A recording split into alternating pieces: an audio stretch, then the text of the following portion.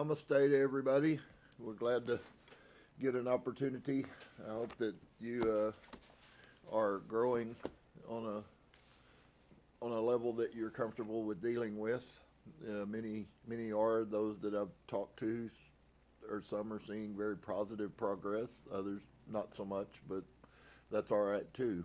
You know, when we come to the understanding that the truth isn't going to cease to exist just simply because we either, for whatever the many reasons why not, whether it be that we just don't have a desire to, there are going to be millions of those people.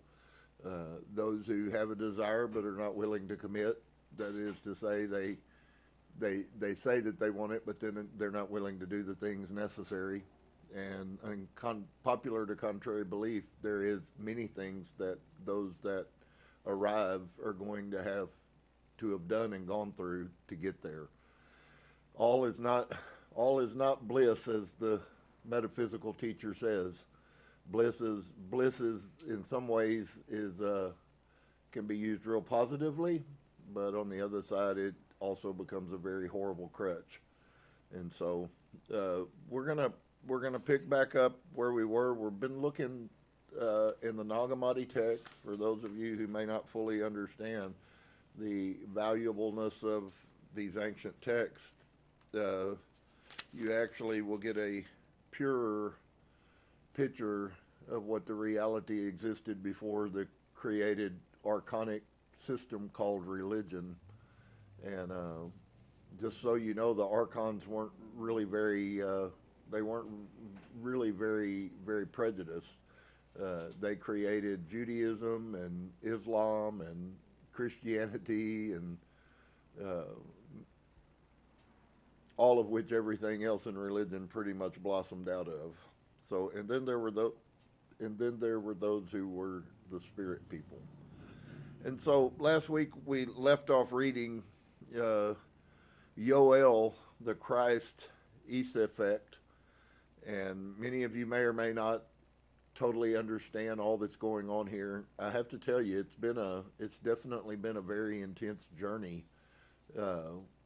What we don't know is I would say is exponentially times 10 more than what you thought you knew, which is not true in the first place. So that puts us in, if you put that into perspective, how huge it is. For some, it's more than overwhelming just simply to recognize that everything that you've been taught your whole life is an illusion. It's a lie. It's not truth. It's deception. And we've all been massively deceived.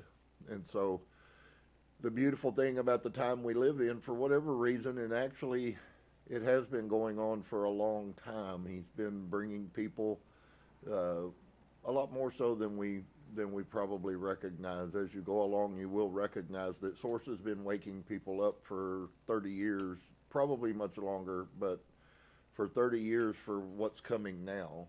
And so for all of those that are just waking up, it's just a part of who you are. It's a part of the journey.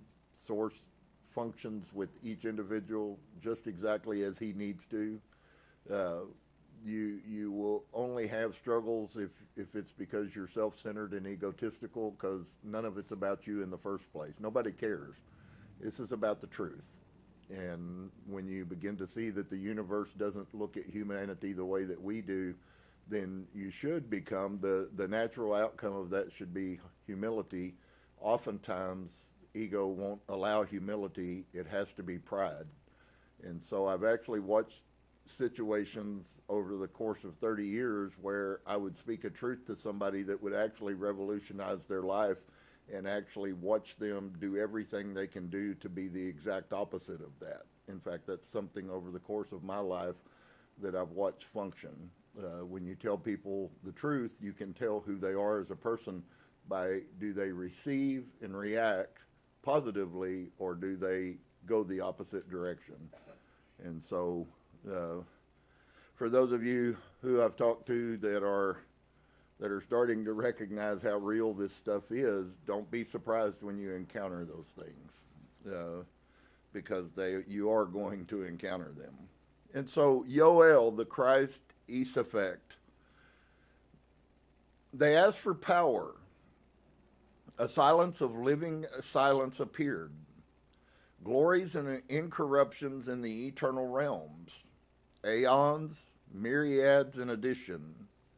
Triple male beings, triple male offspring, male generations, glories of the Father and glories of the great Christ and the male offspring.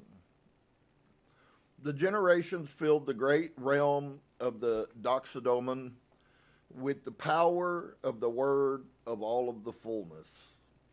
The triple male child, the great Christ, whom the great invisible Spirit had anointed, so we see that the pieces that were later put into the Christianity, this was all doctrine that was not new. And just so you know,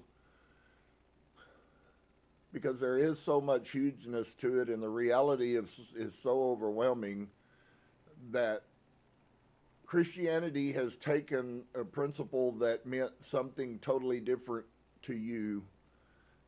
You even find statements made in the Christian Bible. One of them is, and I believe it was Paul that made this statement. He said that it is Christ in you, the hope of glory.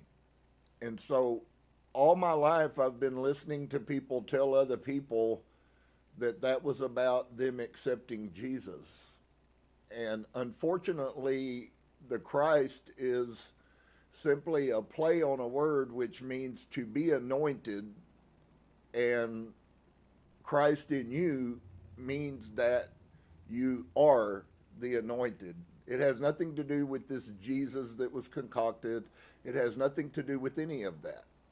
It has to do with the awakening that is to happen inside of you, and why those things can happen for some people and why they will never happen for other people is a part of the mystery, although the mystery really isn't that mysterious. It's actually quite obvious as you grow and as you go along. And so this Christ was actually originally was chrism, which does mean an anointing, which is also tied to the Kundalini awakening of your chakras, which many people like to value their self that they have had a Kundalini awakening, and without any knowledge that in the hands of the wrong people, even if you can open that portal in yourself, it will be destruction to you. So there again, not many people are talking about this. They only want to tell you the thing that makes you feel good, not the thing that helps you be good. And so the triple male child, the great Christ, the great chrism, the great anointing, whom the great invisible Spirit had anointed, and whose power is called Anon. Stop and ponder what those words might really mean. The great power whose name is Anon offered praise to the great invisible Spirit and the male virgin Yoel, and the silence of silent silence and the majesty, ineffable, unspeakable, unanswered, uninterpreted, to the first to appear unannounced, wonderful, unspeakable, who has all the majesties of the majesty of the silent of silence there. And that probably doesn't mean anything to you, but it means everything to you. The triple male child offered praise and asked for power from the great invisible virgin Spirit. There appeared in that place who beholds glory, and I apologize that the text, there's so many holes here. It's really tragic, but on the other side, rather than look at the fact that there may be some holes in an ancient manuscript that, as far as we know, is the only one that wasn't destroyed by the Catholic Church, I would think that it would be a matter of being grateful more than you're uncomfortable because you don't have all the words. I tell you of a truth, there is and will come a day when I will no longer need any of this. Sophia will bring that and is already doing so. And so there appeared in that place who beholds glories, treasures, invisible mysteries of silence, the male virgin Yoel. The child of the child Esaphat appeared, and so it was completed. The father, the mother, and the child. And so what you get a picture here,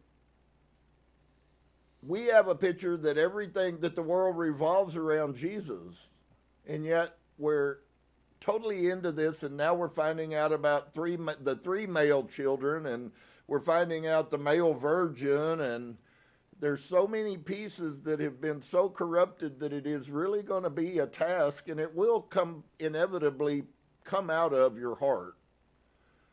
That's why Yeshua constantly said, those who are supposed to hear, and even more so who can hear, will hear, and the others will maybe even want to hear, maybe will pretend to hear, maybe will say they hear, and yet they won't hear because they can't. They can't. What a statement. But hold on, you'll see. The five seals, the invisible powers. Who is the great Christ of all of those who are incorruptible? Holy, the end, incorruptible. Our powers, glories, and incorruptions came forth. The one offered praise to the undisclosed hidden mystery, hidden in the eternal realms. Thrones, and each one, myriads of powers without number around them, glories and incorruptions, and they, the Father, the Mother, and the child, and all of the fullness already mentioned, and the five seals, and the mystery of mysteries. Paul talks about the mystery of mysteries, so just so you know, he's speaking out of the Gnostic text, not out of just some, although it was a revelation for him. For those of you who may not quite get this piece of how they corrupted this, and if you can see it, then it will be very clear for you to see how much of a Gnostic that the Apostle Paul was, even though he's been presented to us as a Christian. Paul was walking on a road one day, and he was in the middle of a spiritual awakening. He had been a bad guy, okay? He had been the religious right. I really love it because, honestly, if you see the picture for what it is, Paul is the perfect living example of each and every one of us. He struggled with the things we do. Everything that I want to do, I don't do, and the things I don't want to do, I seem to do. I am a wretched man. He wasn't just making that as a metaphoric statement. He was telling you the truth about who he was. See, he had begun the journey of looking inside. And as I begin to look at this, I see why people can't lose their ego, because no matter how much they talk about knowing or not knowing, the ego can only be destroyed when it's recognized and viewed from the inner person. That is to say, no one can make you stop being self-centered. Only you can do that. And so Paul is recognizing that. His voicing of that is actually the fulfillment of the brother of Yeshua, James's teaching that you can never find many people that will hear my voice will never find the healing that they desire. And they won't find it because they refuse to do the one thing that we're commanded openly in the scriptures to do, which is to be honest and look at ourselves honestly. That's very hard for people to do. I watch them. They go around and it just never gets through. It's like, why isn't this getting through? And so Paul says, while he's walking on his path, that he had a great encounter with a great light. And it's really funny to me. We all take that picture as the way it was prescribed to us, that God somehow blinded him. Maybe, who knows, maybe it was Jesus. And Jesus blinded him, and he spent days, and then he was healed, and he came back, and he begins to teach truth about self-manifestation. And so when Paul has his Damascus Road encounter, friends, that was one of the significant instances in his awakening process. If you go back and read his scriptures in proper context, you find he was in the process of awakening all the way back to when Yeshua and when Stephen was stoned. I promise you, him standing there holding those coats while he watched a human and watched the universe expose itself to a man that they were killing with stones screwed Paul's theology up massively. In fact, I would have to say that if there is any major other moment in Paul's journey, it was him standing watching them kill Stephen while the universe showed Stephen great glory. Paul saw that, and he couldn't make sense of it. So it wasn't very long, and Paul had an encounter which was also life-changing. It did not matter to Stephen when he left his body, whether that body was laying in a pile of rocks or they had killed him. I promise you, he could care less. And if you are still hung up on looking at you through your ego eyes, that you are, if you keep examining yourself as who you are, all you're doing really is you're just simply rehearsing all the things that you've lied to yourself and made yourself into. See, we make ourselves into, it's not metaphorical when it is said to you that you are creating your reality. You are making you every day, every thought, every day of every life. You are making that happen. And so Paul had to have a paradigm shift. And when he did, everything totally changed. And so it is for humans still to this day. When you begin to look inside of yourself and begin to search and begin to hunger, is there supernatural that has to happen for you to be effective? Yes. Is there supernatural that has to happen for you to change? Yes. But that's not going to happen to someone whose heart isn't real. And there are many scriptures I could show you that back that up. The universe does not function in the manner in which you think that a universe should. That is to see that the universe sees all the universal suffering, and it doesn't move the universe. The universe would be put in the class of being an observer. It watches humans and watch what they do and a whole lot less than what they say. And so somebody says, oh, I want to awaken, oh, I want to be great, and then they continue to walk in the same ego. The universe just continues to give them what it's been giving them.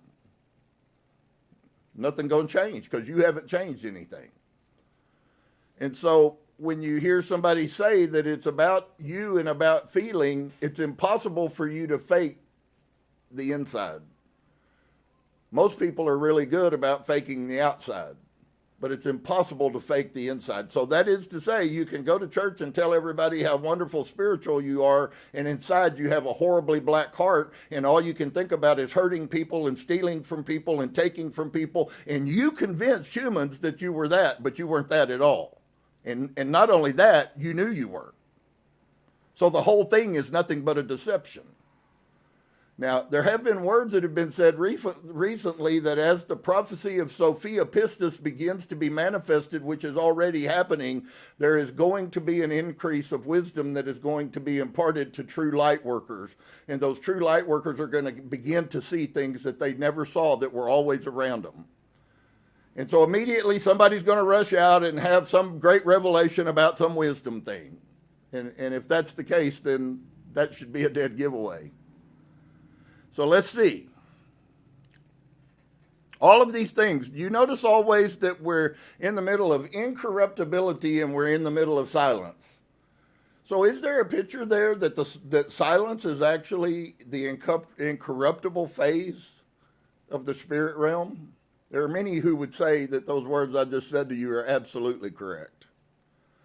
And so who is the great Christ of all of those who are incorruptible? Who is the great anointing? See, when you see the word Christ, your mind runs back to Jesus. And at some point, you have to begin to train yourself into reality. This isn't something that you can stay where you were and grow. You can't. There are limiting factors in belief systems that keep us from ever experiencing the fullness. And you'll notice the fullness is quite important. And so, who is the great anointing of all of those who are incorruptible? Holy, the end, incorruptible. They are powers and glories and incorruptions, and they came forth. This one offered praise to the undisclosed hidden mystery, hidden in the eternal realms, thrones, and each one myriads of powers. Now we've just gone from what you thought was a singular person probably to now we're talking about something that's totally different, totally huge, many different powers, many different places, many different things. So it just like something that you thought was this big just exploded into the fullness of the universe. That's pretty important.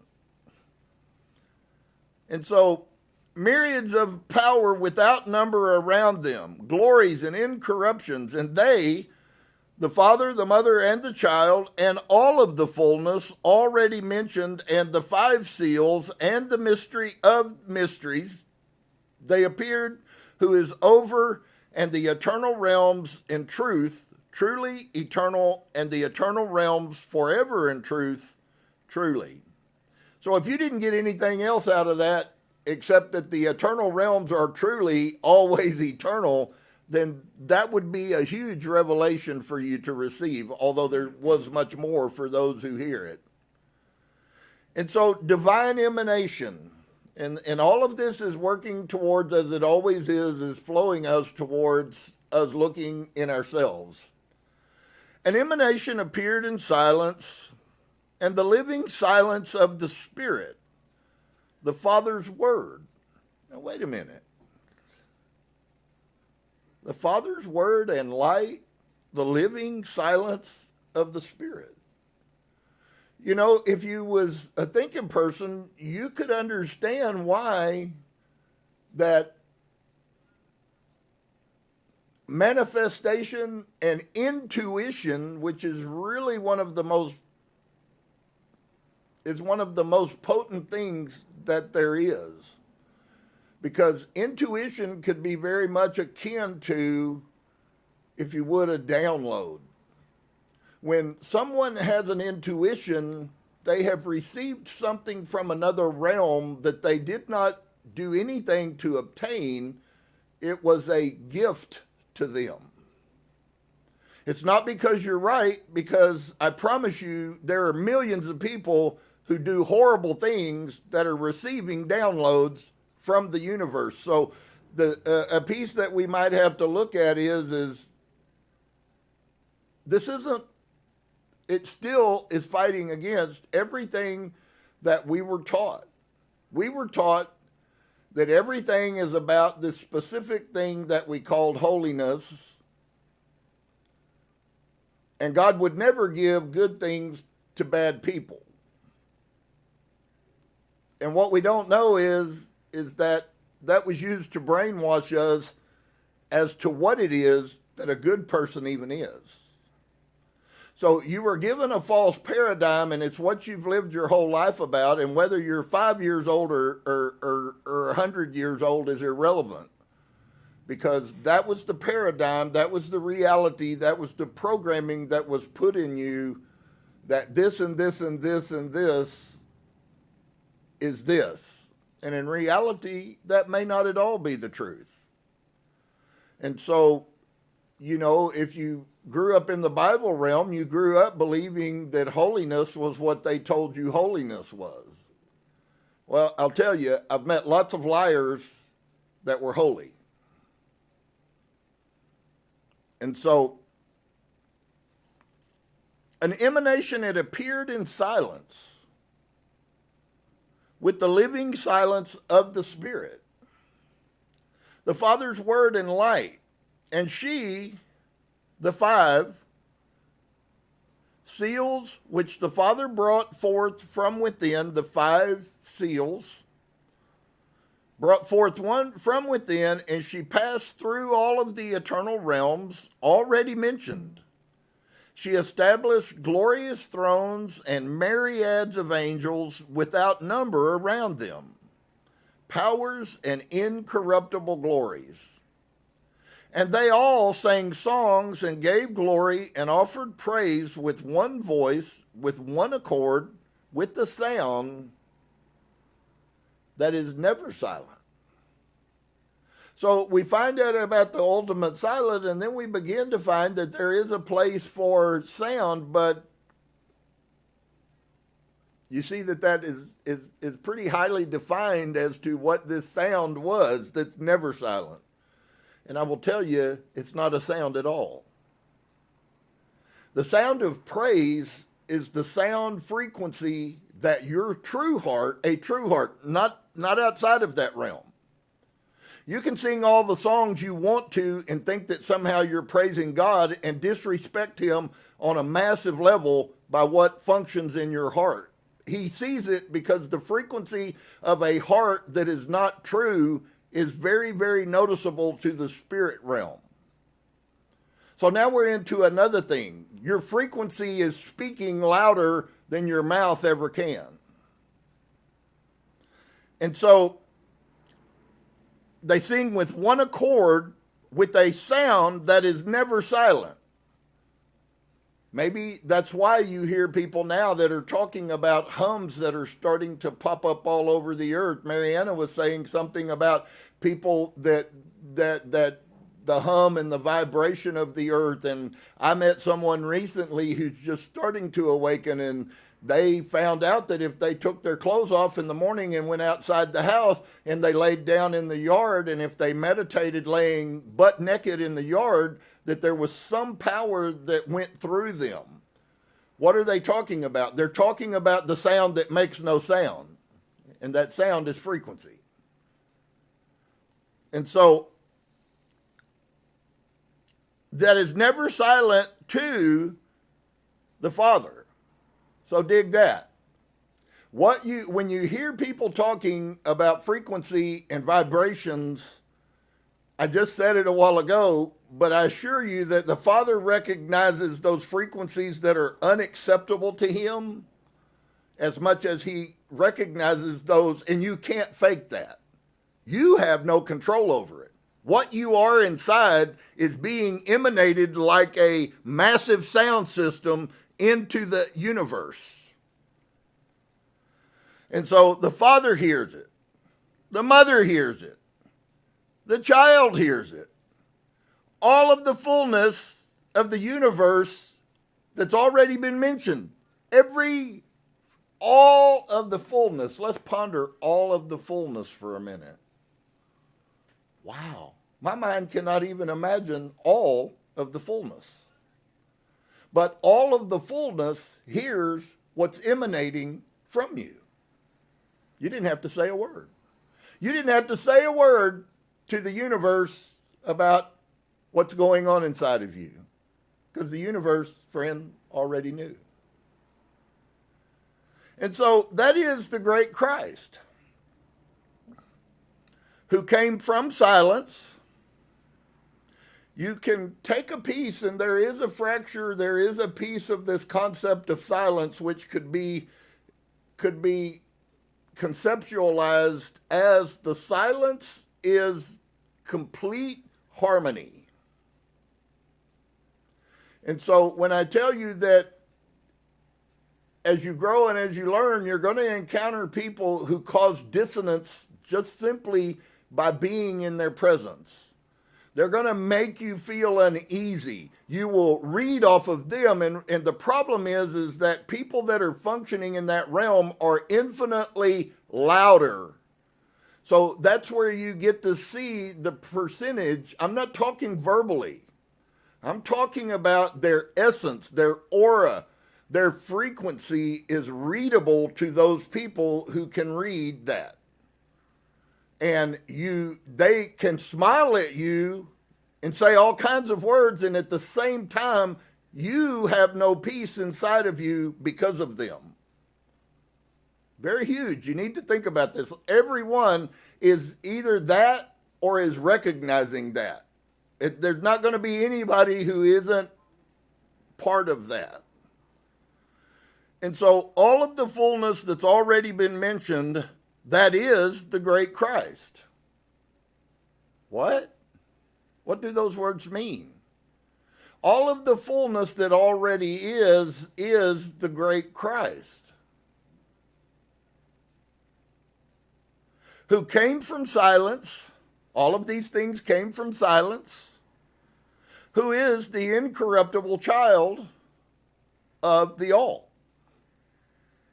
Well, of course, that's a true statement. All had a thought, and it was. And so, tell Ma'el and tell Machel, Eli, Eli, Makar, Seth, the power that truly lives. And the male virgin with him, Yoel.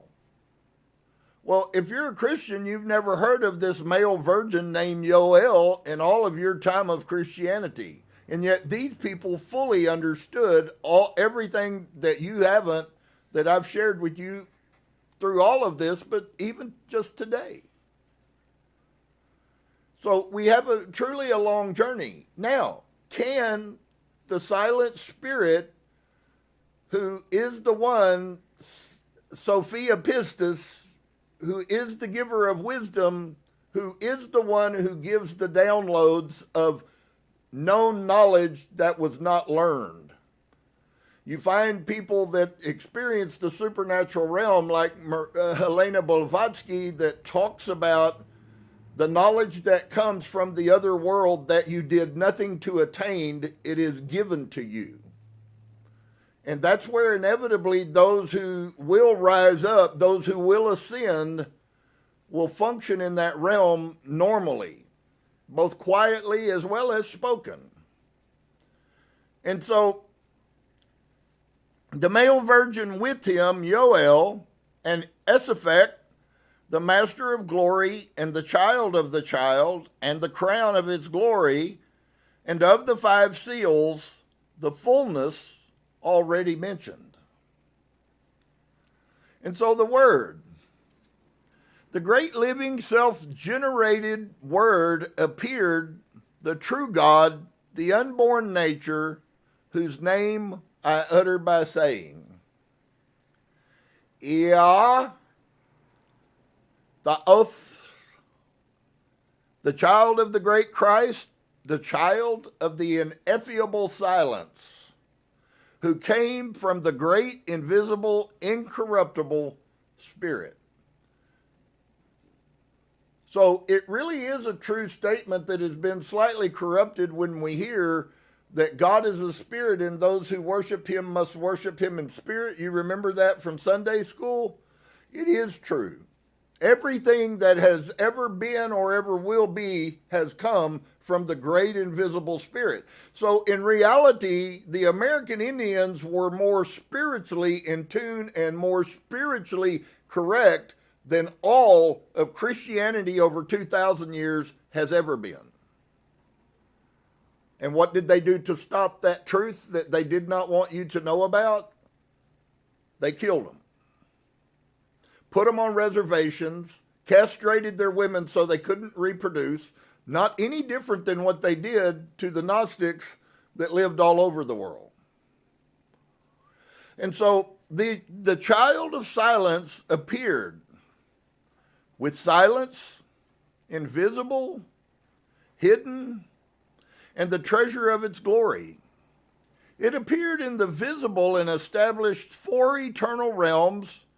Through the Word, it established them. And somebody has recently said to me about there being 4, I guess, levels, but I think they just misunderstood, and they were talking about the 4 realms that we're talking about now. There are 7 planes of existence between here and the Pleroma.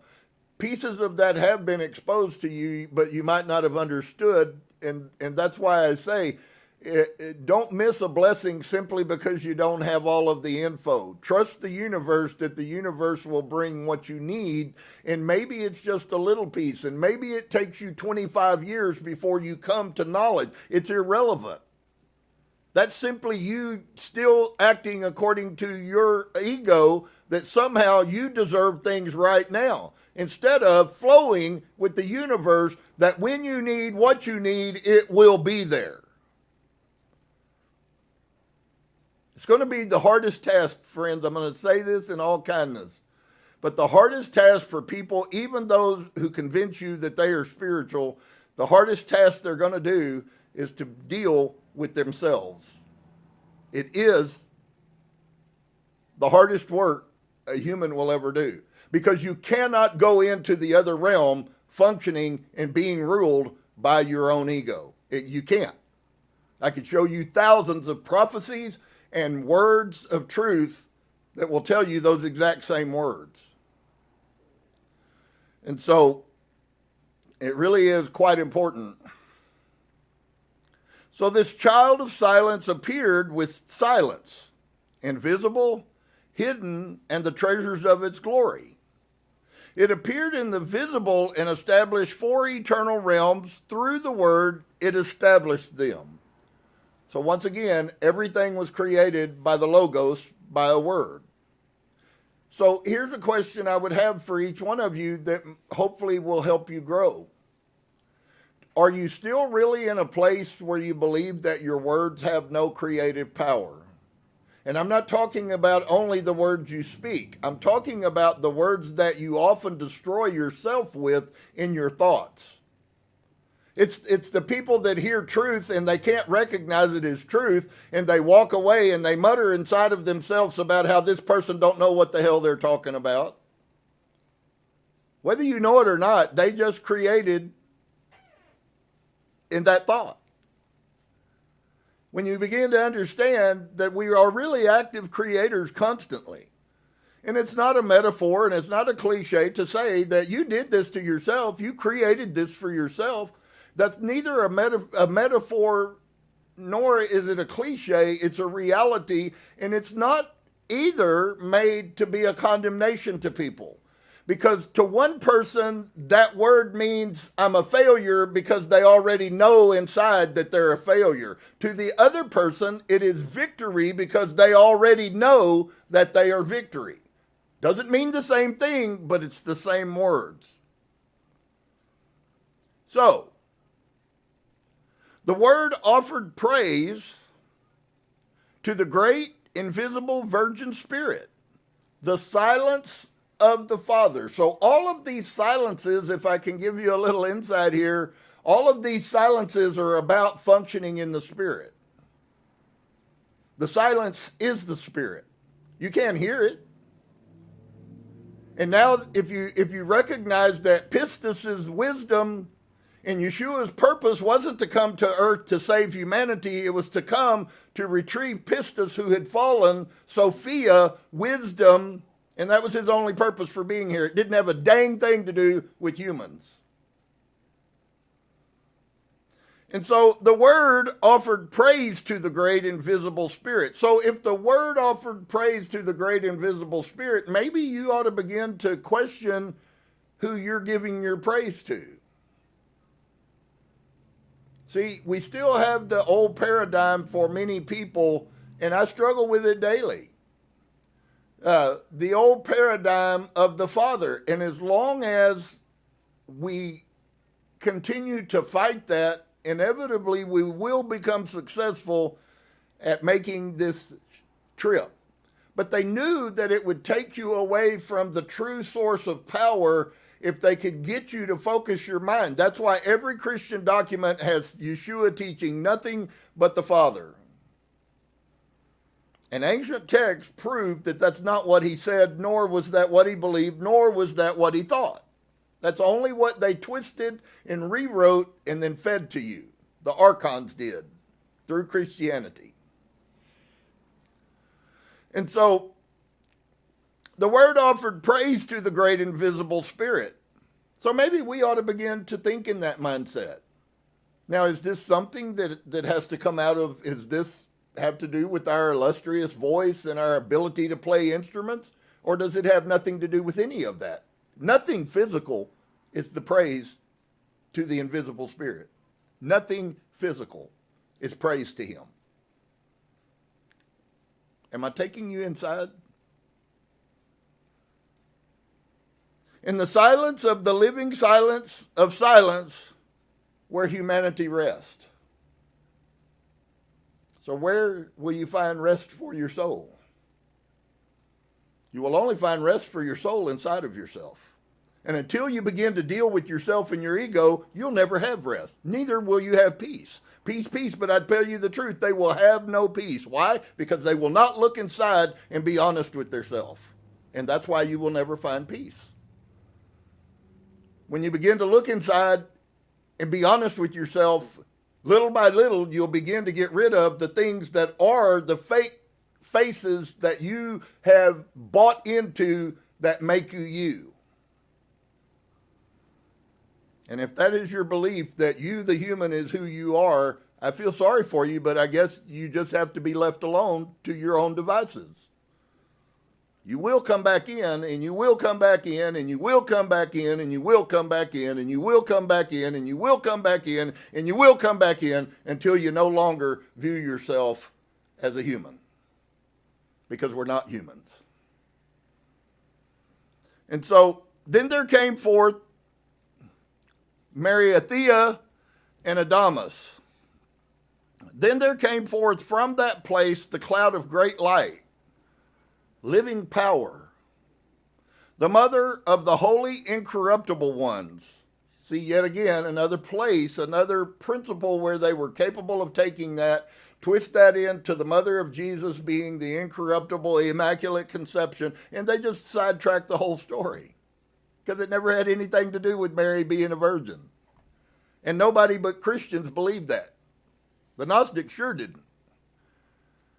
And so the mother of the holy, incorruptible, plural ones. The great power, Mariathea. She gave birth to the being whose name I utter by saying, you are one, you are one, you are one. Ia, Ia, Ia.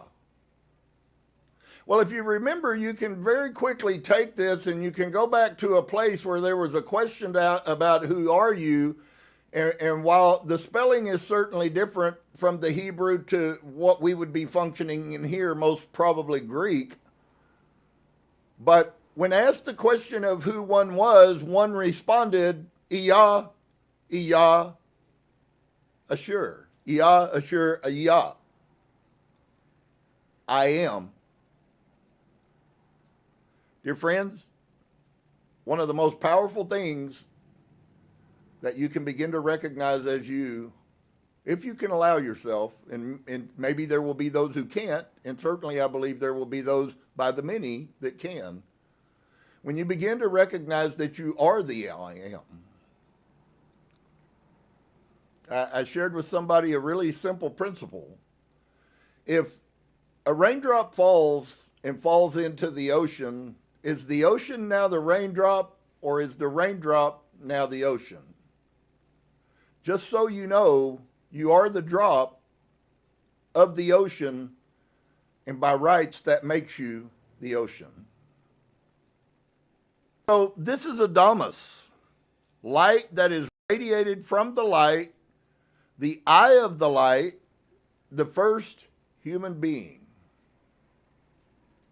See, we have this whole picture, and it's going to continue to destroy to people by the thousands. And it's very difficult for those who will find their way out of it, that there was no first original sin. That is 100% concoction. It never happened. You've heard the ancient story that predates about the snake, and the snake is not a negative character. The snake is the one who has to do with knowledge, which is what the archons don't want you to have, because if you begin to have knowledge, then they become not powerful. That's why Genesis is written. It is a total concoction in the light that it's written in the Bible. The snake was not the bad person. The snake was not cursed. Although we have no problems in being scared to death of them because of those words. So what am I trying to say? True words are powerful, but I'm going to tell you that false words are just as powerful. And that's what's going to destroy most humans. And so this is Adamus, light that is radiated from light.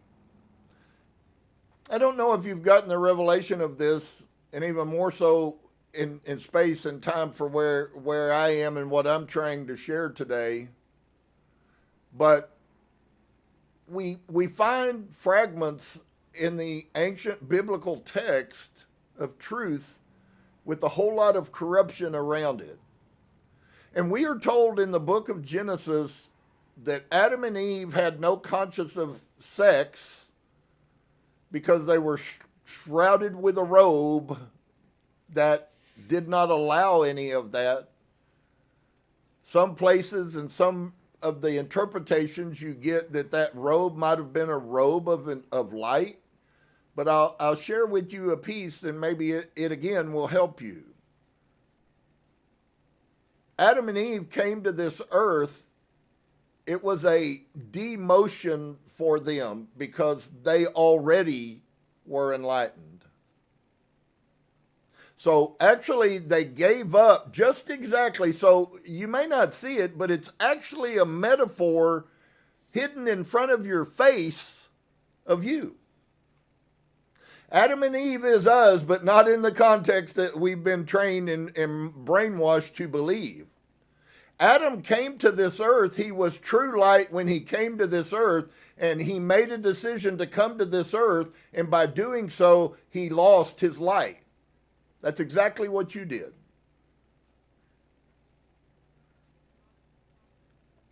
And there's many of us now that are walking the earth who have already been in the pleroma and made a decision to come back to help humanity in this time. They weren't people who fell.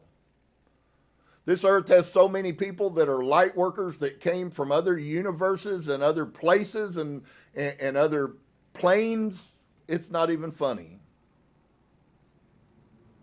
There is a concerted effort of the universe, for whatever reason, for the freeing of humanity from the denseness that the archons have you held in. I don't think there's any better way I can say what I just said to you. Now, if it doesn't mean anything to you, then just let it go. But this Adamus, light that has been radiated from light. So who was Adamus? Adamus was an enlightened being who came to earth. And the eye of the light, the first human being, through whom and to whom is everything, and without whom is nothing. The unknowable, incomprehensible Father came forth and descended from above to undo the deficiency. The great divine self-generated word and the incorruptible human Adamus joined with each other, and the human power of the word was produced. So humanity came into being through the word. The human power of the word offered praise to the great, invisible, incomprehensible virgin spirit, firstly, the male virgin, Barbello, the triple male child, and if you notice, that's still father, mother, and child. The male virgin, Yoel, which you haven't known anything about, Isaphet, the master of glory, and the child of the child. So Isaphet is the child of Yoel, and Yoel is the child of the universe. And the crown of its glory, the great realm of DOCUMENTARIES, the thrones in it, the powers around it, glories, incorruptions, and all of their fullnesses that have already been mentioned.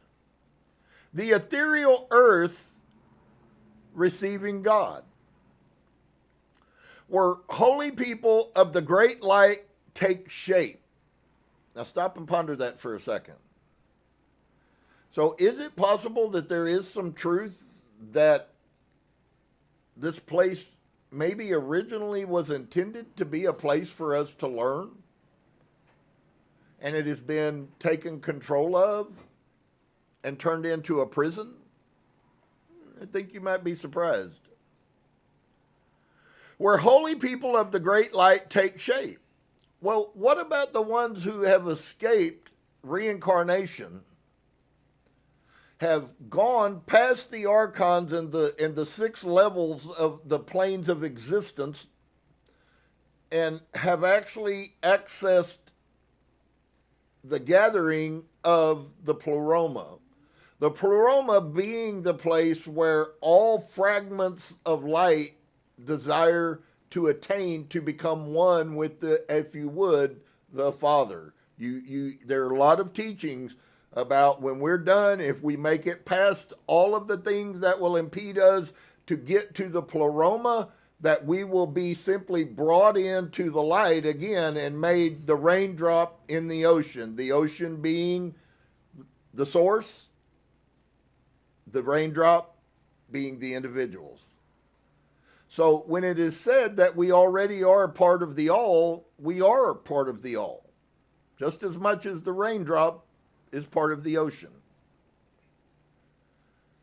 And so, wow, just so huge. So huge. So,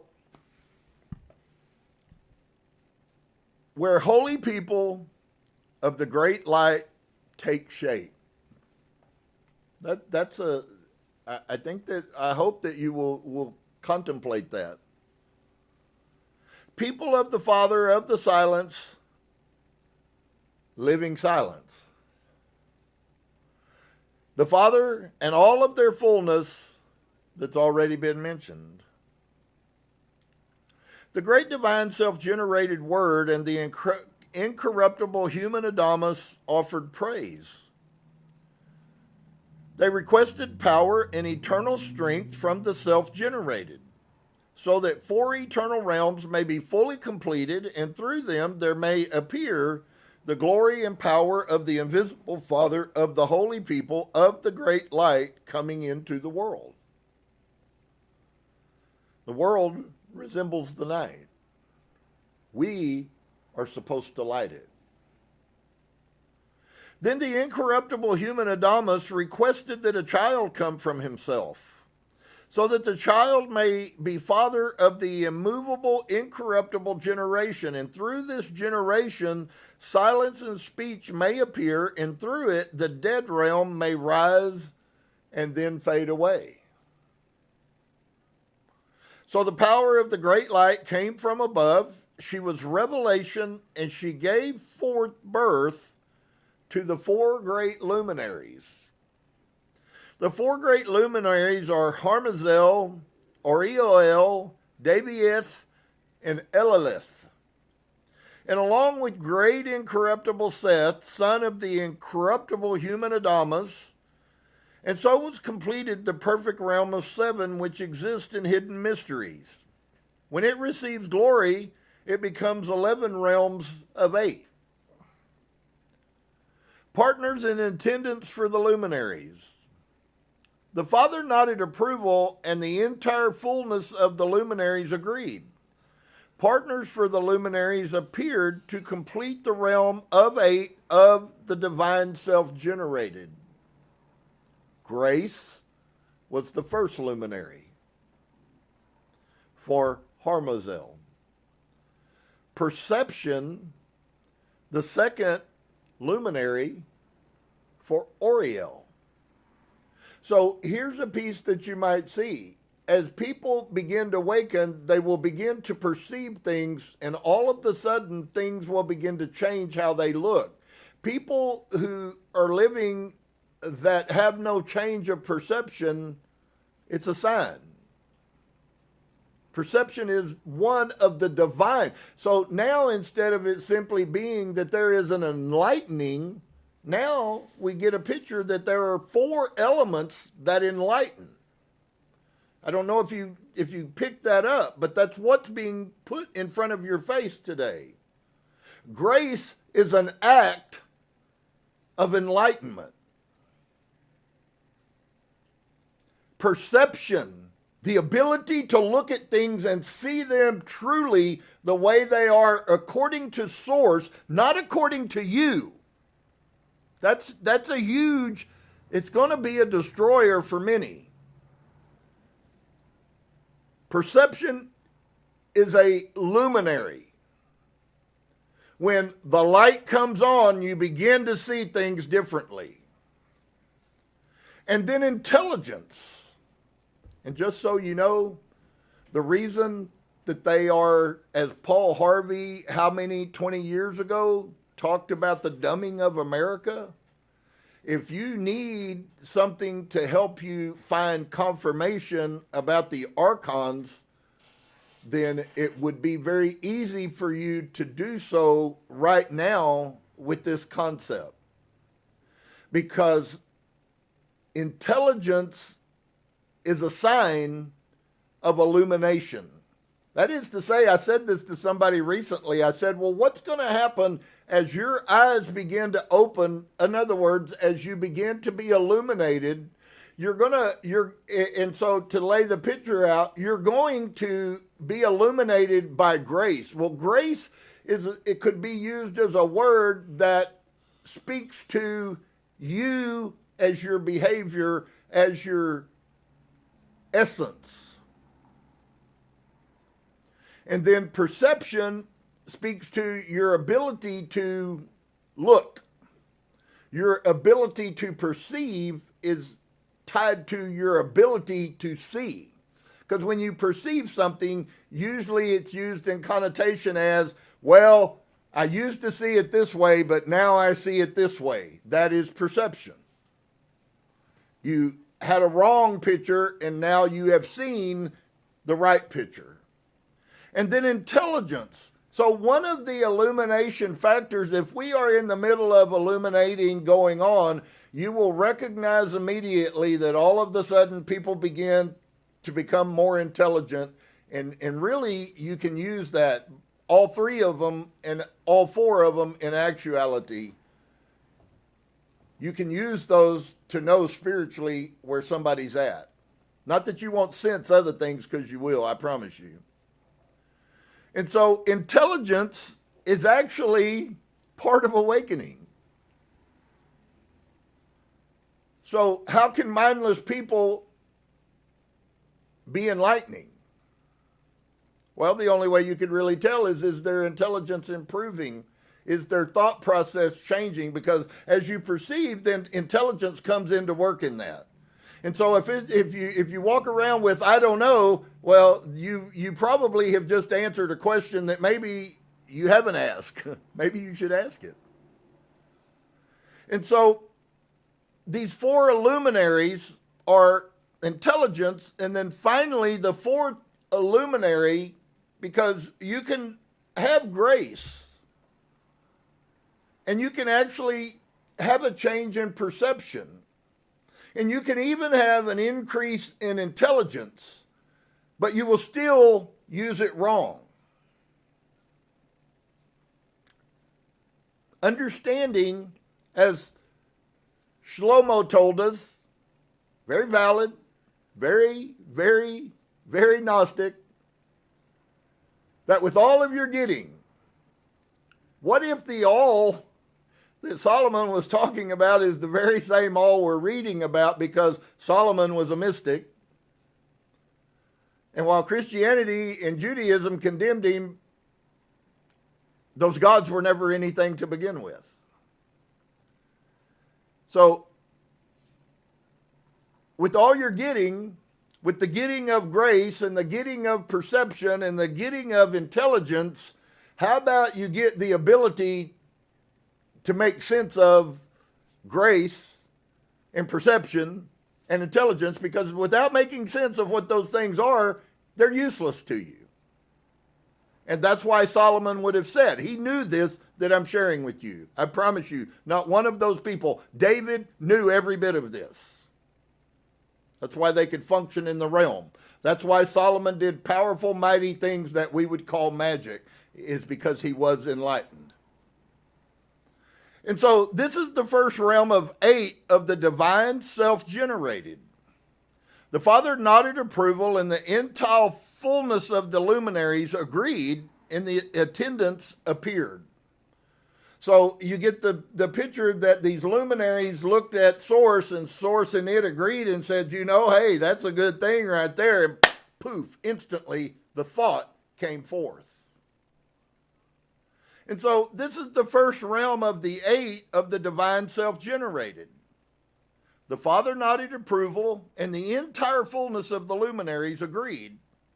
In the end, attendance appeared. Well, I think that we can take that on a much simpler process, and we can actually take that picture and we can also mold that into our life. So what happened? First, there had to be enlightenment and illumination. And as that comes, then there has to be something that happens, which is understanding, which is, what do I do with these things now that I have increased intelligence? Is that just so that all of a sudden I know things that I didn't know before? They came from another realm, were given to you by Sophia Pistis, but what do you do with them? And that should be the norm that people that are awakening are on. That is part of the path, and it's never going to change. I don't care who says otherwise. And so this is the first realm of 8 of the divine self-generated. The Father, so we can know that these things have the approval of all. And the entire fullness of the luminaries, grace, perception, intelligence, and understanding all agree with Source. First, great Gamaliel. For the first great luminary, Harmazel. And then great Gabriel for the second great luminary, Oriel. And then the great Samblo for the great luminary, Davius. And then the great Abraxas for the great luminary, Elilith. And you can put those names. Gamaliel is for grace. Gabriel has to do with perception. And so they were partners, for the attendants appeared by the will and the good pleasure of the Father. So once again, maybe as we begin to grow, we'll begin to recognize something that I've been speaking on, and I'm recognizing that it's infinitely more huge than I realized. But the Father is the great invisible spirit that is in silence. And we get a concept that it is the overall overreaching authority of approval or disapproval. You notice that the luminaries look to the Father. The luminaries look to the eternal invisible spirit and the eternal invisible spirit. So you see an interaction between spirit and being, if you want to use that. To move that into ours, when we come into alignment with Source, it means that we start doing all the things that the invisible spirit is okay with, which tells us immediately there's no way possible for you to do the things that the invisible spirit. Have you asked the invisible spirit lately about your behavior? Have you? Seems like there would be nothing that would be more important than that. And so you recognize in other documents that I've shown you that there was nothing done in the heavenlies without the approval of the invisible spirit. And so if you take that principle, even as a cliche or a metaphor, then that metaphor still arrives at the exact same point, which is you should never do anything until you have the approval of the Spirit. And people don't know, I guess, that they should function in that realm. And I suspect there's very few that take the time to ask the Spirit, is it okay for me to behave like this? Is that only relevant for some? No. But it will only be utilized by those who deem it to be relevant.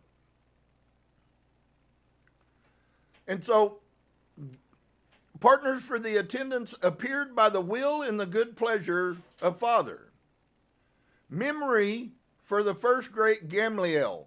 So now we have Gamaliel being associated with grace, and the gift that is given to Gamaliel is the gift of memory.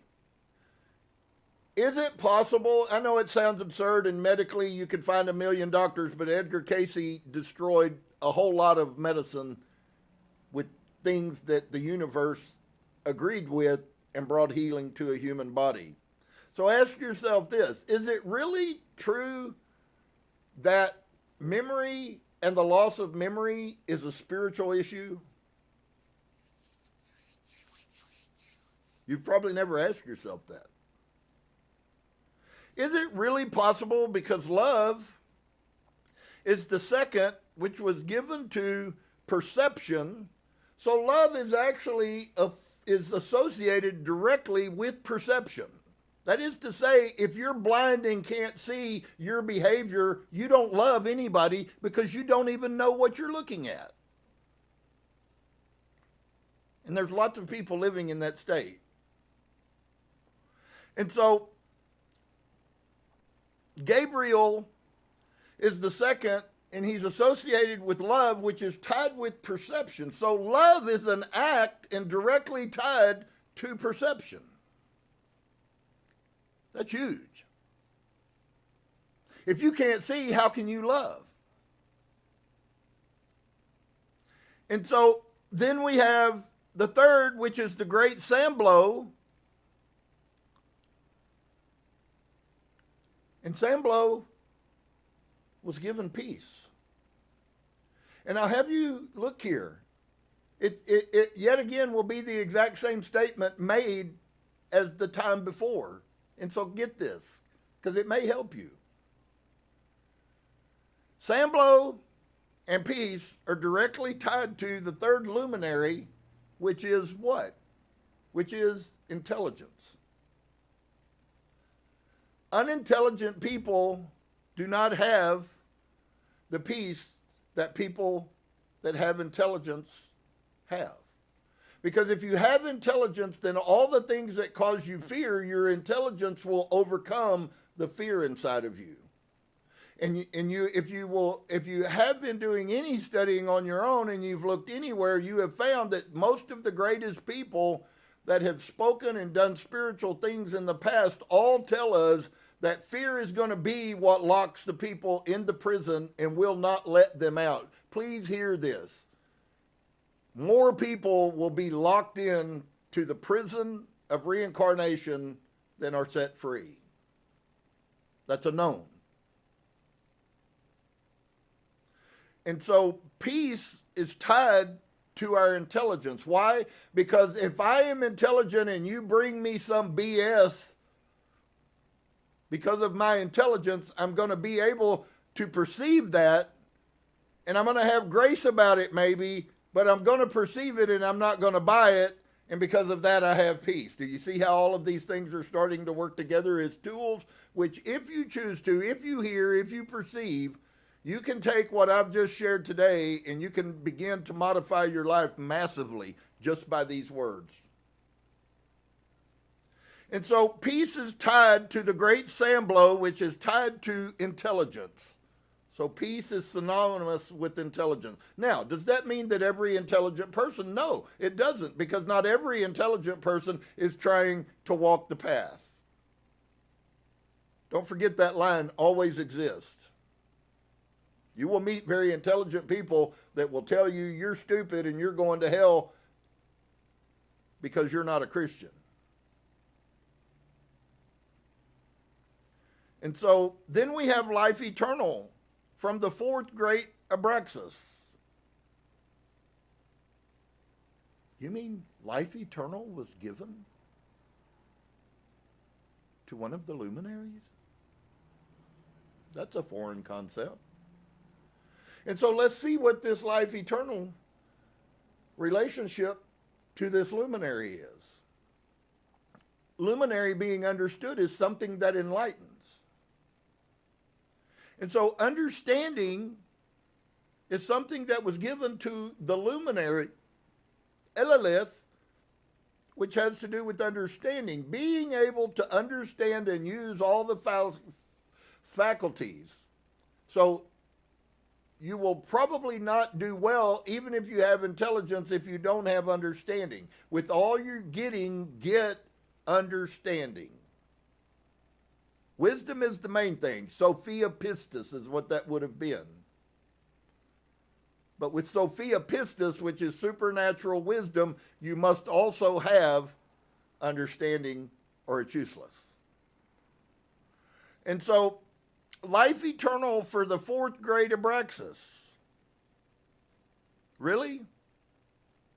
So life eternal is then directly tied to understanding? Or are you hearing me? Life eternal was given to the luminary understanding. How will you become conscious of eternal life? Through understanding. How will you become peaceful? Through intelligence. How will you be full of love? You will be full of love through your ability to perceive. And that blossoms into all kinds of things. Empathy. To be able to perceive someone else's pain. We have a whole mass in this world that doesn't have any value for what their actions do to other people. And in many cases, it's actually glorified that they do things to hurt people. And so the life eternal that we so desperately crave, which is kind of weird because I've never had that craving. I've never questioned that I was eternal. And so thus were the 5 realms of 8 completed, 40 in all. An inexplicable power. I promise you, where people are headed that continue on the path, it's not going to be explainable what really is reality. You would never, as you begin to find it, you won't be able to explain to other people what you're experiencing. They won't be able to deal with it. And so, thus were the 5 realms of 8 completed, 40 in all, an inexplicable power. The great self-generated word and the expression of the fullness of the 4 luminaries offered praise.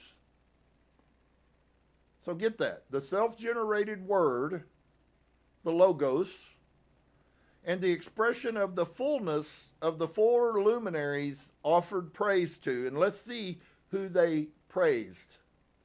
They praised the great, invisible, unnameable Virgin Spirit.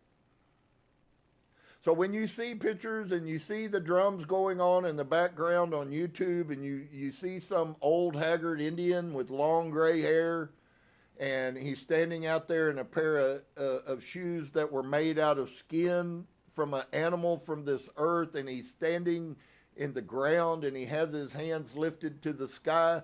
There's no greater praise that can be given, folks. You can't sing enough songs to ever touch the heart of the Spirit. You can only emanate that from within you. And so the self-generated word and the expression of the fullness of the 4 luminaries offered praise to the great, invisible, unnameable Virgin Spirit, the male virgin, the great realm of DOCUMENTARIES, and I'll research that so that I give you some, hopefully can help you have some understanding about the doxomedon to where I can present it anyways in a perceptive thought process. And then the thrones that are in them. The powers around them, the glories, authorities, and powers, the triple male child, the male virgin Yoel, Esaphek, the master of glory and the child of the child, the crown of its glory, all of the fullness, all of the glories that are there, the infinite fullnesses and the unnameable realms. That's what they're giving praise to. That they may call upon the Father as the fourth, along with the incorruptible generation, and call the seed of the Father the great seed, the seed of the great Seth. And if you're not blown away, I don't know what will. Pretty amazing. So all of our lives we've been programmed that we are to pray to a God that sits on a throne and the train of his robe fills the temple with glory. And of course we were told that that Father is Yahweh. And we pointed all of our praise towards the Father. And then when the New Age in the Christian world revelation came along that Jesus was God and Jesus was the Father, so he talked to himself constantly, then about half of Christianity switched off of that and made God Jesus. And so they focus all of their attention on that, or the other percentage that focus all their attention on praying to Mary. Wow. I neither saw in any of these texts, I have never seen the word Yahweh. Got it? It's BS. It's bunk. You very seldom in any of these texts in any way see anything about the individual Jesus, because it wasn't about the individual human body. See, when you focus and lock your mind on Jesus, you're looking at the physical human. You still are missing the point. The point is that the physical body means nothing. This physical body can be as horrible as your mind will allow it, or as wonderful as your mind can allow it. This human body is like a gun. It doesn't hurt anybody and it doesn't heal anybody. It simply functions according to the computer inside of it, what it tells that body to do. So if you wonder why some guy can beat his old lady into submission and kick her in the face and leave her laying on the ground, it's because what was inside of him told that human body that it was acceptable to do that. The same way that a person can walk down the street and see somebody that is hurting and stop and help them. The body did not do either one of those things. And we got a real misconception, friends. You're not looking at a human. I'm sorrowful. If that's what you believe, you are deluded, and I'm sad for you. But we are not human. I simply use this car to drive around while I'm down here. Next time when I come back in, I'm wanting a Lamborghini. My pickup truck isn't as comfortable as a Lamborghini. Now, I don't have no plans of coming back in, so I gift my Lamborghini to you. You're more than welcome to take it because I won't be using it. But at best, it's nothing but a vehicle. And until you begin to actually see that experientially inside of you, you can hear me and have head knowledge today, and that head knowledge is not going to help you. Because all of these things must be birthed out of inside of you. Understand, we are already created light, but you don't know anything about it. In fact, you're just now being told that it even exists in you.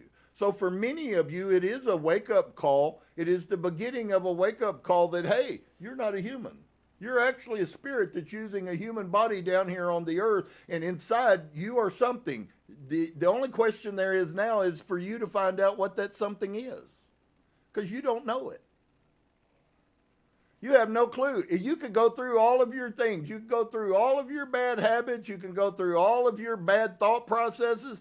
You can go through all of those things. And I tell you today that you're not those things. On the other side, I can hear about all the good things that you are, and you're not those things either.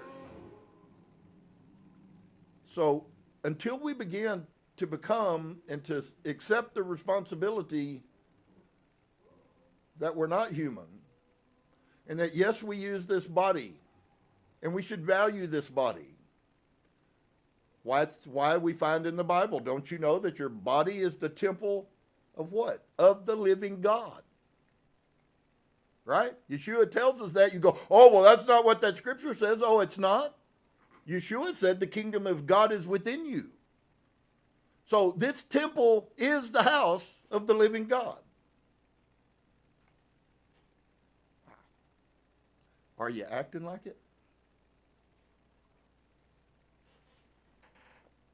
That's not to cause anybody to be condemned. I hope you are. And if you say no now, I hope in the future you will say yes, I am acting like it. Because that is the purpose of all of this. That is the purpose of this, friends. There are many changes, and there's going to be lots of people. They're going to go by. They're going to be dumpsters full of people who chose death. There's not a thing you can do about that. The only question is a search. We are on a hunting party, looking for those that will receive the light. And the others, there's not any help you can give them. That's why Yeshua didn't. If he had given them help, I would want to give them help. But he didn't give them help. He let them continue in their ignorance because he knew what I'm telling you right now, that it's only those who awaken on their own that he's interested in being able to help. Why? Because you can't help those people that don't want help. Maybe you've experienced that. You've tried as hard as you can to help somebody out, and they just keep kicking you in the gonads. At what point are you going to figure out you can't help them? They have to do it on their own. And if they choose not to, then you also can't help that because they have free choice, just as you do. So be very careful about letting people trick you and pull you into thinking that somehow you're the reason for their failure. You're not the reason for their failure. When I say words about I can't believe how bad human parents screw kids up, and it is true. But if you took every one of those bad parents who has screwed a child up and you strip the ego and the subconscious mind away from them, you would find a person who would never do or condone that. Isn't that kind of weird? That when you hear someone make the statement that they only see the good in people, you might think in your mind that they're saying that they don't see any of the bad. No, that's not what they're saying. They fully recognize the bad. I promise you, if they see the good in a person, I promise you they see the bad. What they're doing is acknowledging that they're only focused on the light that is inside of that person. And whether we like it or don't, every horrible person that has ever lived on this earth had the light of God in them, unless they didn't. And there are some of those, but they're not the majority. So we're going to take a few minutes here. We're going to catch our breath and get some hot blueberry coffee. And then we're going to hopefully bless you with some song. Now, you say, well, then why do you all play music if that isn't praise? It's a valid question. Is there anything spiritually that comes out? Well, yes, of course there is. But if you sing the song and it means nothing to you, I do that all the time. I ride down the road and sing songs about being a whiskey rock-a-roller, and I can't stand alcohol. Okay? Music drives us. We're not talking about what we do to appease our human body. So you can sing these songs today, and if they're real from the heart, They're the same praise that I was talking about earlier, but it has nothing to do with the song. It has to do with what's inside of you. And when we begin to see that everything in our life has to do with what's inside of us, your life will radically change. I hope you're on that path. We'll be back in just a few minutes.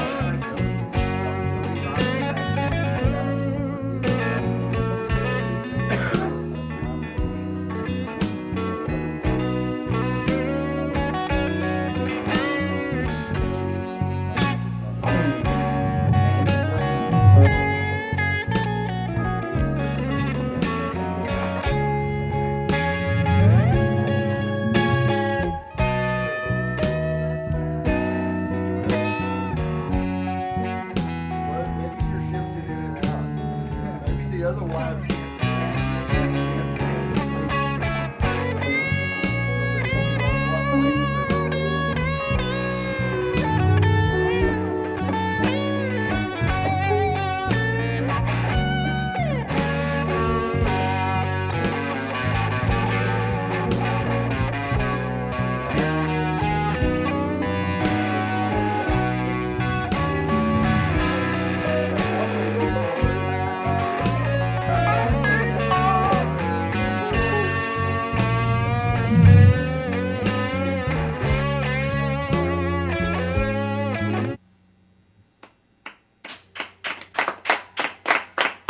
All right.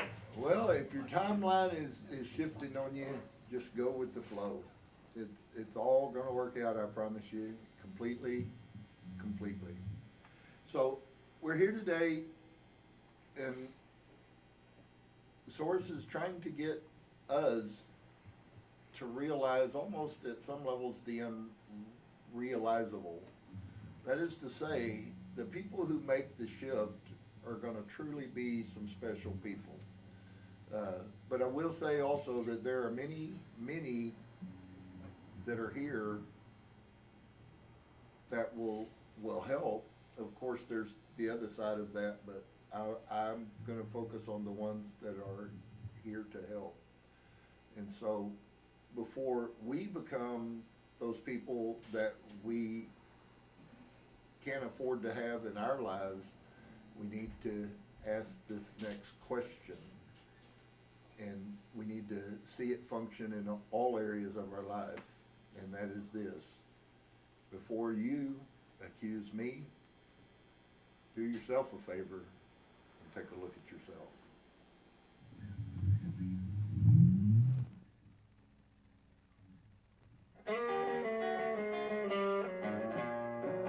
Before you accuse me, take a look at yourself. Before you accuse me, take a look at yourself. God put there your own mind. You can have someone else.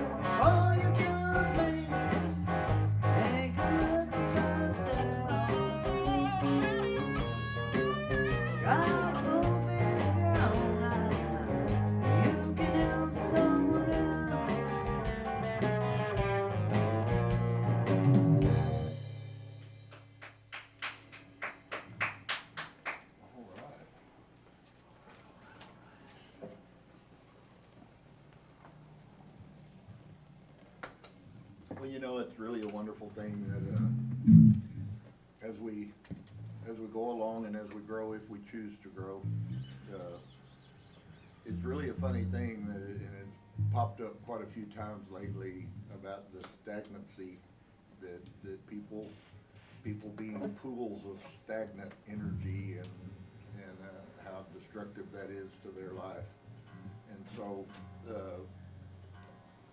the question could then be posed, well, is God only good to some? And I think the next song is trying to speak about that. The universe is whether good or bad, is giving out that which you are giving out. And so it's quite amazing when we understand that the motivator and how the universe deals with us is us. We are bringing those things into our very life, and many people that if you look at your life, you maybe are on the squirrel cage, and I suspect all people have been, but not everybody will choose to stay there. And the cycle of over and over and over and over again, and you can't quite make sense why it keeps happening, and yet the truth is available to you. It keeps happening because that's what you keep generating. And so when you begin to choose conscious choice, conscious revelation brings conscious choice. And when you begin to choose a different timeline and a different reality, then the universe picks up on that. And so that's why I can say that song, what I just said and this song are tied together, because the universe is good. The universe does not give me according to what somebody else does. No matter anything, the universe is good to me because of me. And so that's this song, You Are So Good to Me.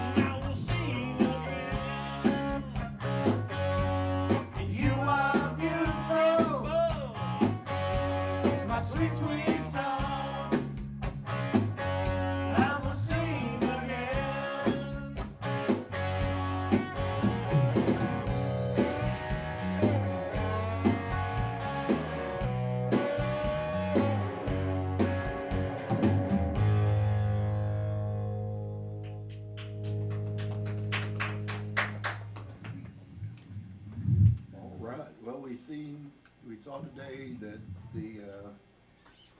there was a whole lot of things going on, and I think that gratitude is probably one of the greatest gifts that's given if it comes from inside. I think there's a physical thank you, and then there is a spiritual thank you.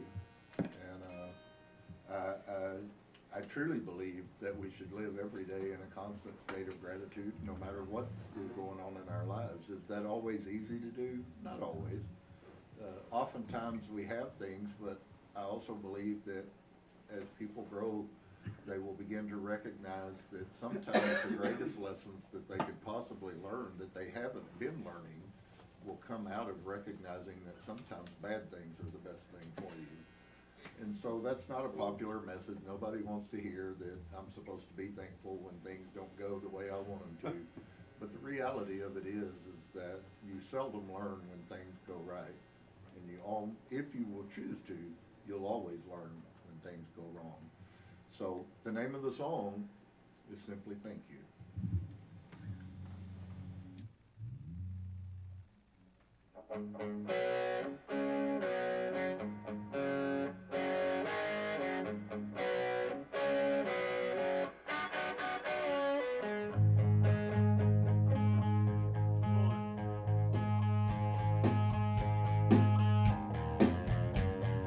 Didn't have to love what you did, but you did, but you did.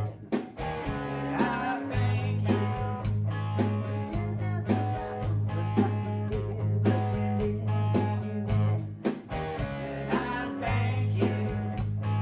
Take his book of love off the shelf. You don't need to find love that well. He makes me feel like I never felt. We repent and crying for help. You didn't have to free us, but you did, but you did, but you did. And I thank you. Didn't have to feed us, but you did, but you did, but you did. And I thank you. Every day I learn something new. Pick up the words to be friends with you. You keep showing words anew, just so I can keep walking with you.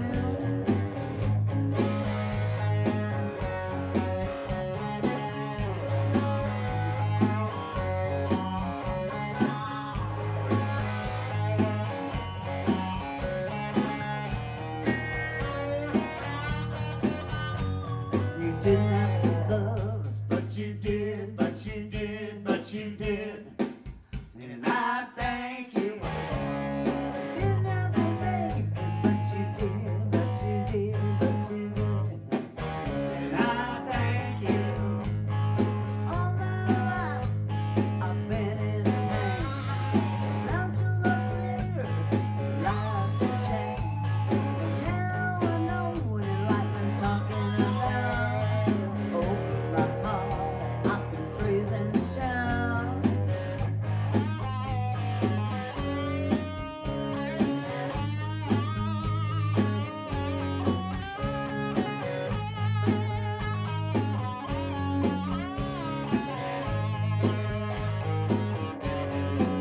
I wanna thank you. I wanna praise you. I wanna thank you. I wanna praise you. I wanna thank you. I wanna praise you.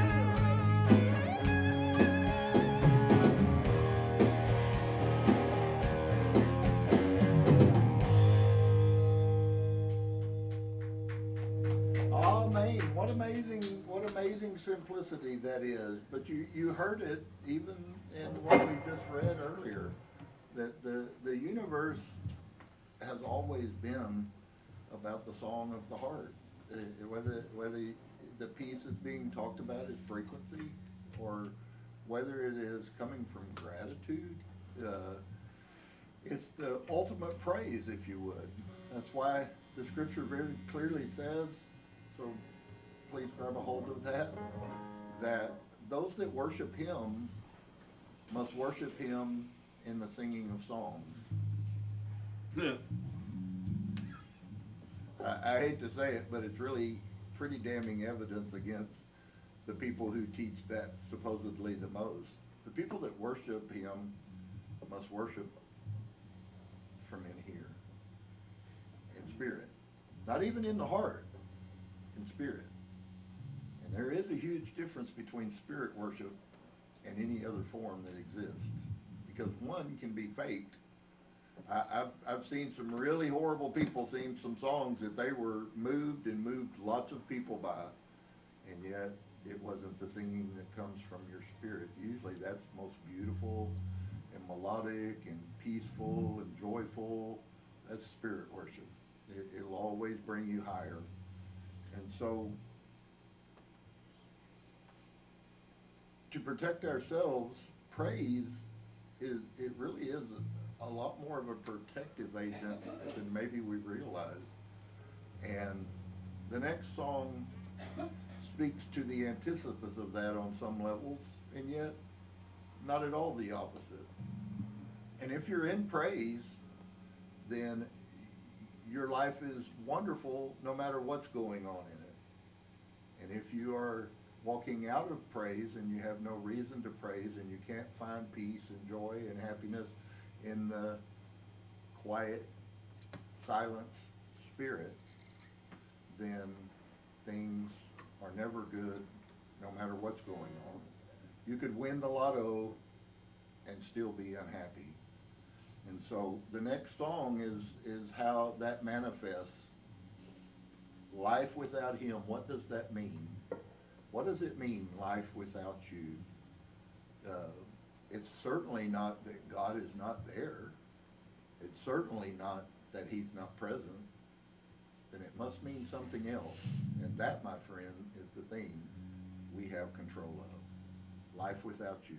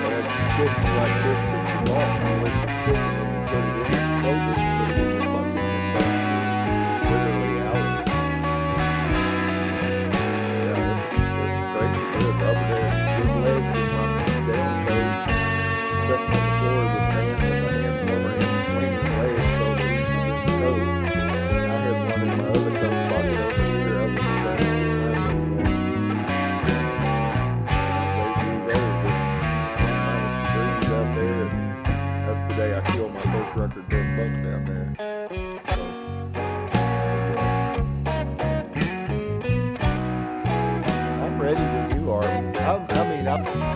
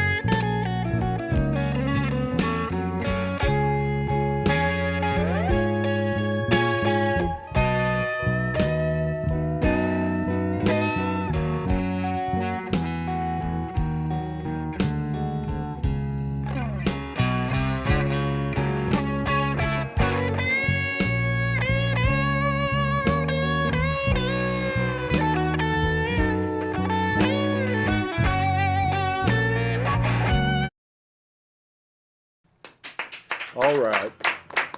Wonderful. Well, I hope you guys are blessed. I hope that some of these pieces are getting through and helping to open. There's really so much more, and it's, for us old dinosaur guys, it's really difficult because we recognize we don't have 60 years to learn this stuff. We have to try to do it in a very short amount of time.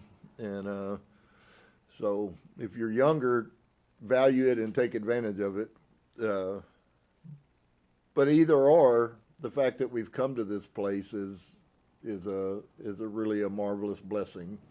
So we're going to take a look at James Allen's, I call it the quick message for the week. I hope that some of you are contemplating some of these principles, that maybe even you're injecting them into your life, like when you do something and then you question yourself. If you do that in the right manner, that's the way that you change. To recognize that wasn't okay, and next time make effort to not do that again. If you choose to do that, then truly you will see change come. So he speaks on the ninth morning. Same principle. All of these things always go together. It's all the same truth, friends.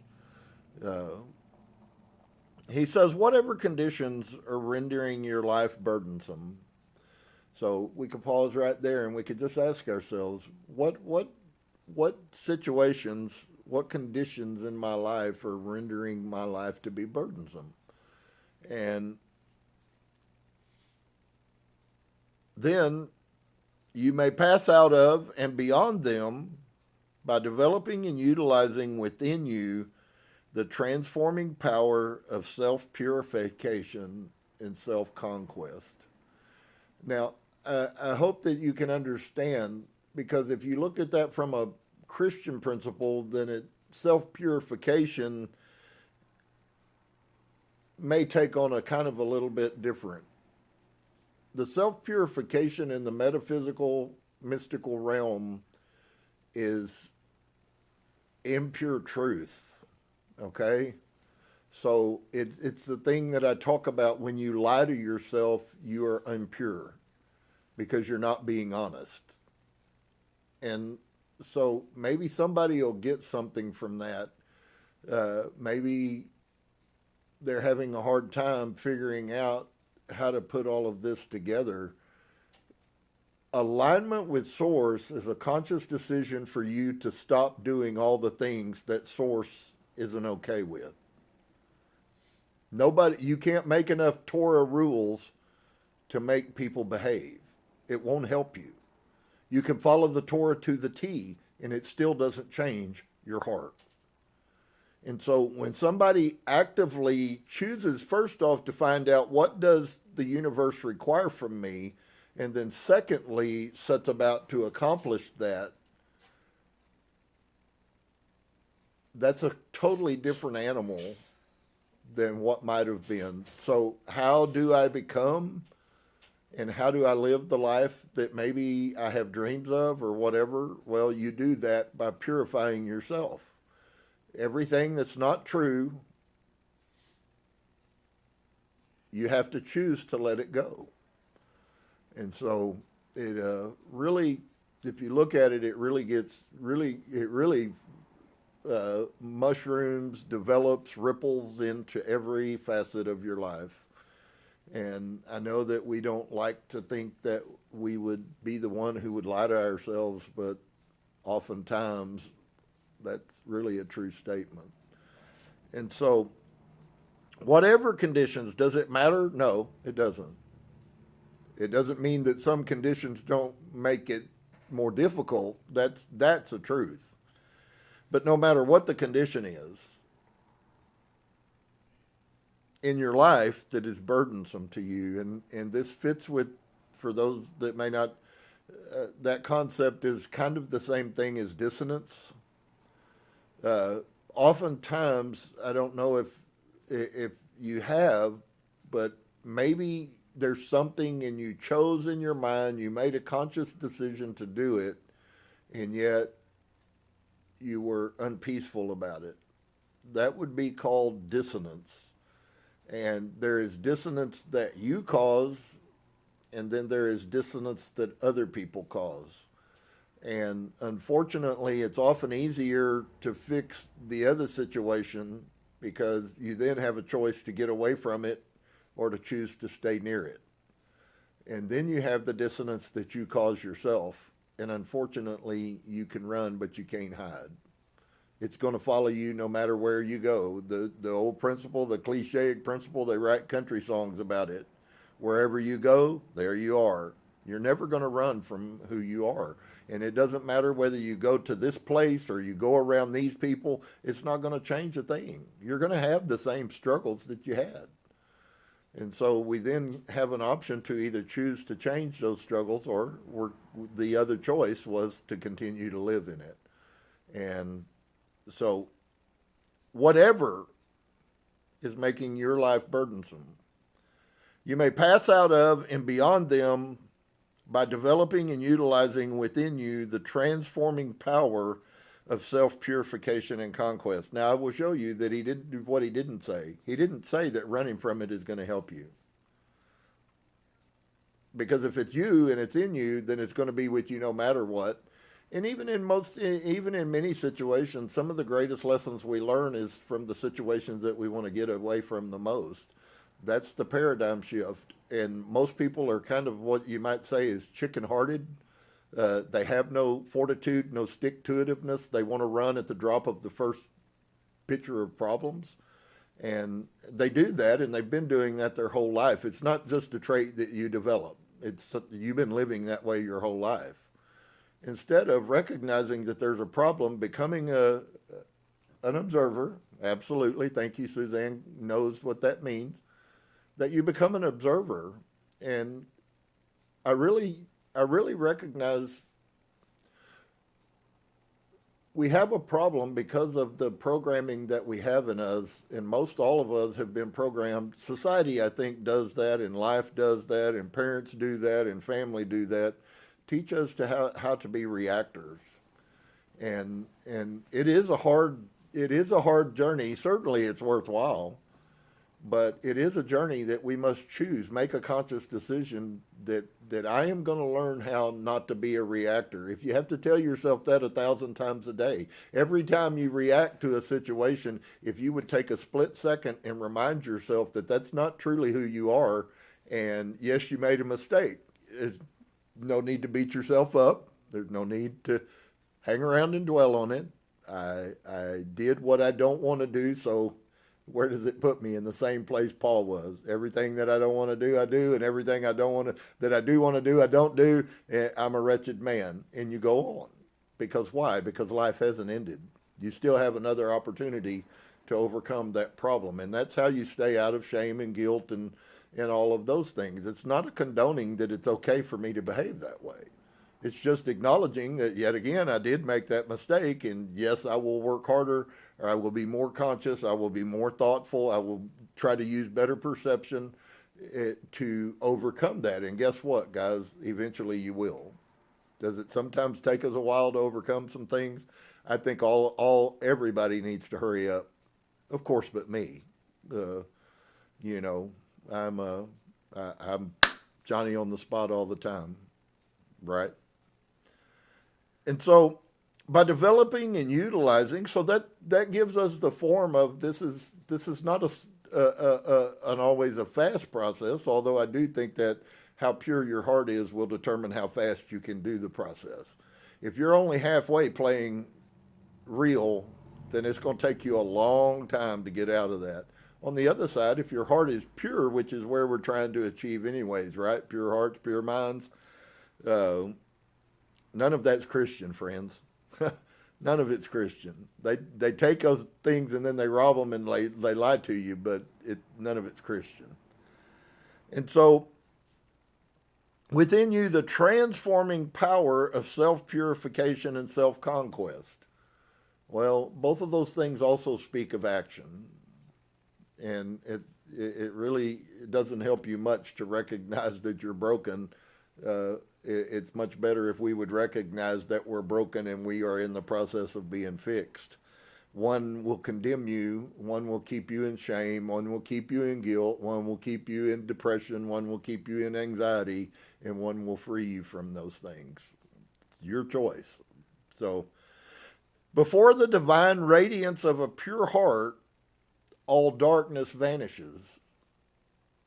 And so we could take that and we could say, well,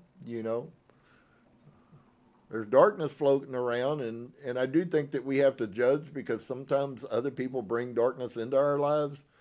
But most of the time, if we're stable and balanced and in alignment with Source, while we recognize that, it's not going to tip us. And that's where you get back into. There's a difference between, and there is a mindset out there that is teaching people, and I call it run spirituality. If all that you're strong enough to do is run from everything that you're not okay with, then you're just going to live the rest of your life running. Well, that's what you've been doing till now anyways. So nothing's changed. You're just doing the same thing you've been doing. On the other side, it does require, and it requires strength. It requires clarity. It requires focus. It requires love. It requires perception. It requires understanding to be able to stay in a bad situation and yet not let that bad situation make you bad. That's the hard part. How do I not run? How do I be a man and get a set and stand up in the middle of the horrible rage that's going on all around us and stay focused and balanced? If you achieve that, friend, you're well on the road to finding your inner self, because it is a journey all on its own. So, before divine radiance of a pure heart, so there is something that comes out of the heart. I talked about this earlier, about what emanates, the divine radiance, the glory, the beauty of God in you, and people recognizing that. Of a pure heart, all darkness vanishes and all clouds melt away. And who has conquered self has indeed conquered the universe. So why? Because I am the universe. And until you can come to peace with that and begin to recognize that, I think it's also it is an ongoing conscious revelation. You first off have to put yourself in a place to receive, and then when you receive, you won't have received it all, and what you receive you probably won't understand. But if you'll continue on the process, eventually you'll begin to understand what you have received, and that makes room inside of you to receive more. But the universe doesn't just give you divine everything just simply because you are. If that was the case, everybody would already be functioning in it. We would all be love and peace and kindness. We would not talk to each other. I would simply look at you and know exactly what you're thinking, and you would look at me and know what I was thinking. There would be no place for people to lie to you. There would be no place for people to deceive you. If you guys don't understand that when you hear the word that in the past that they have functioned, humans have functioned in a telepathic state, it means that they functioned in a place where there was no lying at all. That's the hugeness of telepathy. because whatever is in someone's mind is open to you. And so if they're standing there smiling at you while they really want to hurt you, you'll know that. You talk about living in utopia. You talk about being able to drop your guard. It's easy if you know that somebody's fixing to stick you in the back with a knife. It's easy to defend yourself. So I'll show you a principle in the Bible that's exactly what I'm talking about. Yeshua said that and Paul also said something very similar, that you never go in and try to rob somebody and you give them knowledge that you're coming to rob them. You only rob them in deception, or when they're not home, or when they're not prepared, or when they're not in a place where they're functioning in balance with the realm. That's when you rob somebody. The robbing is a metaphor for somebody doing evil to someone, no matter what it is. It doesn't really matter what it is. It was really funny.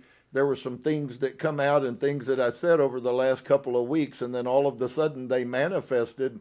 And I read one of my horoscopes, and it says that there is deception around you, and people are trying to deceive you that are around you, but you already know that it's true. Wow.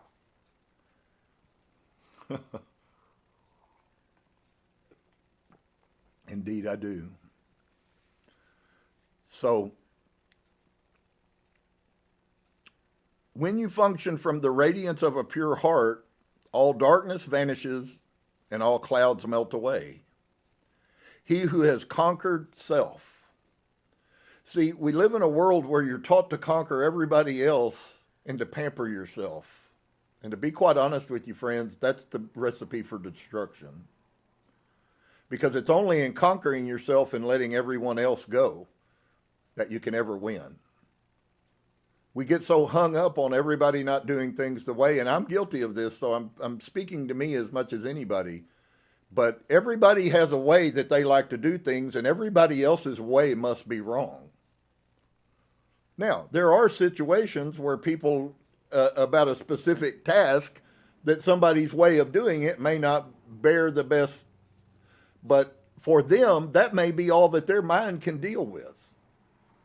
You understand, not everybody is functioning at the same mental intellect. I just showed you intellect comes from the spirit realm. And unless everyone is at the same spirit level, it's never going to be the same intellect. So somebody can be perceived to be very smart and be spiritually very weak, and yet they don't possess the ability to use the intellect that they have. It goes on all the time. Many of you have worked with people like that. You work with them and they do stupid things and you go, you're a lot smarter than that. I just talked to you. And now you come over here and it's act like you ain't got a brain. There's a reason. And it always goes back to the spirit. Everything is spiritual. There are no coincidences, and everything is spiritual. So when people behave in a manner, when somebody speaks a word out and you watch somebody do exactly what that person just said, it's all spiritual. It manifested physically, but it's spiritual.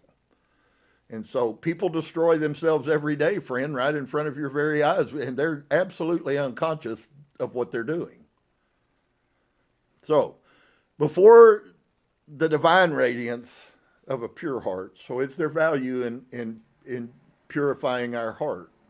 Is there value in what he said of self-purification and self-conquest, which is what leads us to a pure heart? And the answer is unequivocally, absolutely. And so darkness vanishes and clouds melt. Did it say it made the world perfect? No. Did it say that it changed everything on the outside? No.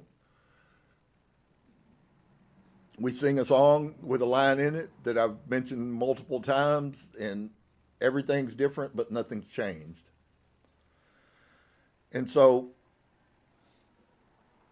the person who has conquered self has conquered the universe. And so does it really help us to know? And the answer is only if we take the action required to stop or to do. if it's a failure of something that you're not willing or interested to do. He who sets his foot firmly upon the path of self-conquest, it just never goes away, friends. It's this whole thing, life, this time that we have down here is all about you finding you. And if you're not interested in finding you, then you probably need Jesus to save you.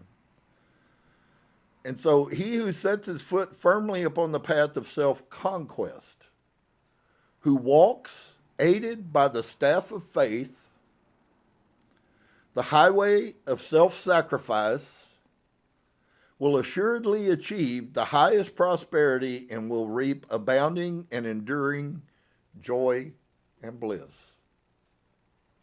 So, those are all things that are in front of us that are available to us, but they're not a given. There's no DEI in the universe. And so, the ninth evening, it is the silent and conquering thought forces. How crazy that I could go from the Nag Hammadi to here and we end up in the same place, don't we? Isn't it crazy? This is just so amazing, it's not even funny. This stuff is every day, everywhere, all the time. Which bring all things into manifestation. So let's see that. It is the silent and conquering thought forces. So then you can take that truth and put it into an everyday function for you by asking yourself, what am I thinking about? Every one of those stupid little snide marks that people make that they think are okay because they thought it was funny are either for you or against you. Every silent thought. Wow. That's huge. Which bring all things into manifestation. The universe grew or emanated from thought. So for us, I asked it recently, what are you thinking on? What are you thinking about? You don't have to say the words, and that's the problem, because in Christianity, we're kind of given the whole thing that, we could sit in a church and we could think really horrible things about people that we didn't like in the church, and, well, Jesus wasn't so mad because we didn't say anything or we didn't act rude, and there was a false picture. Friends, you don't have to do anything to manifest a horrible life. You just have to give up control of your mind to yourself. And that's where most people live.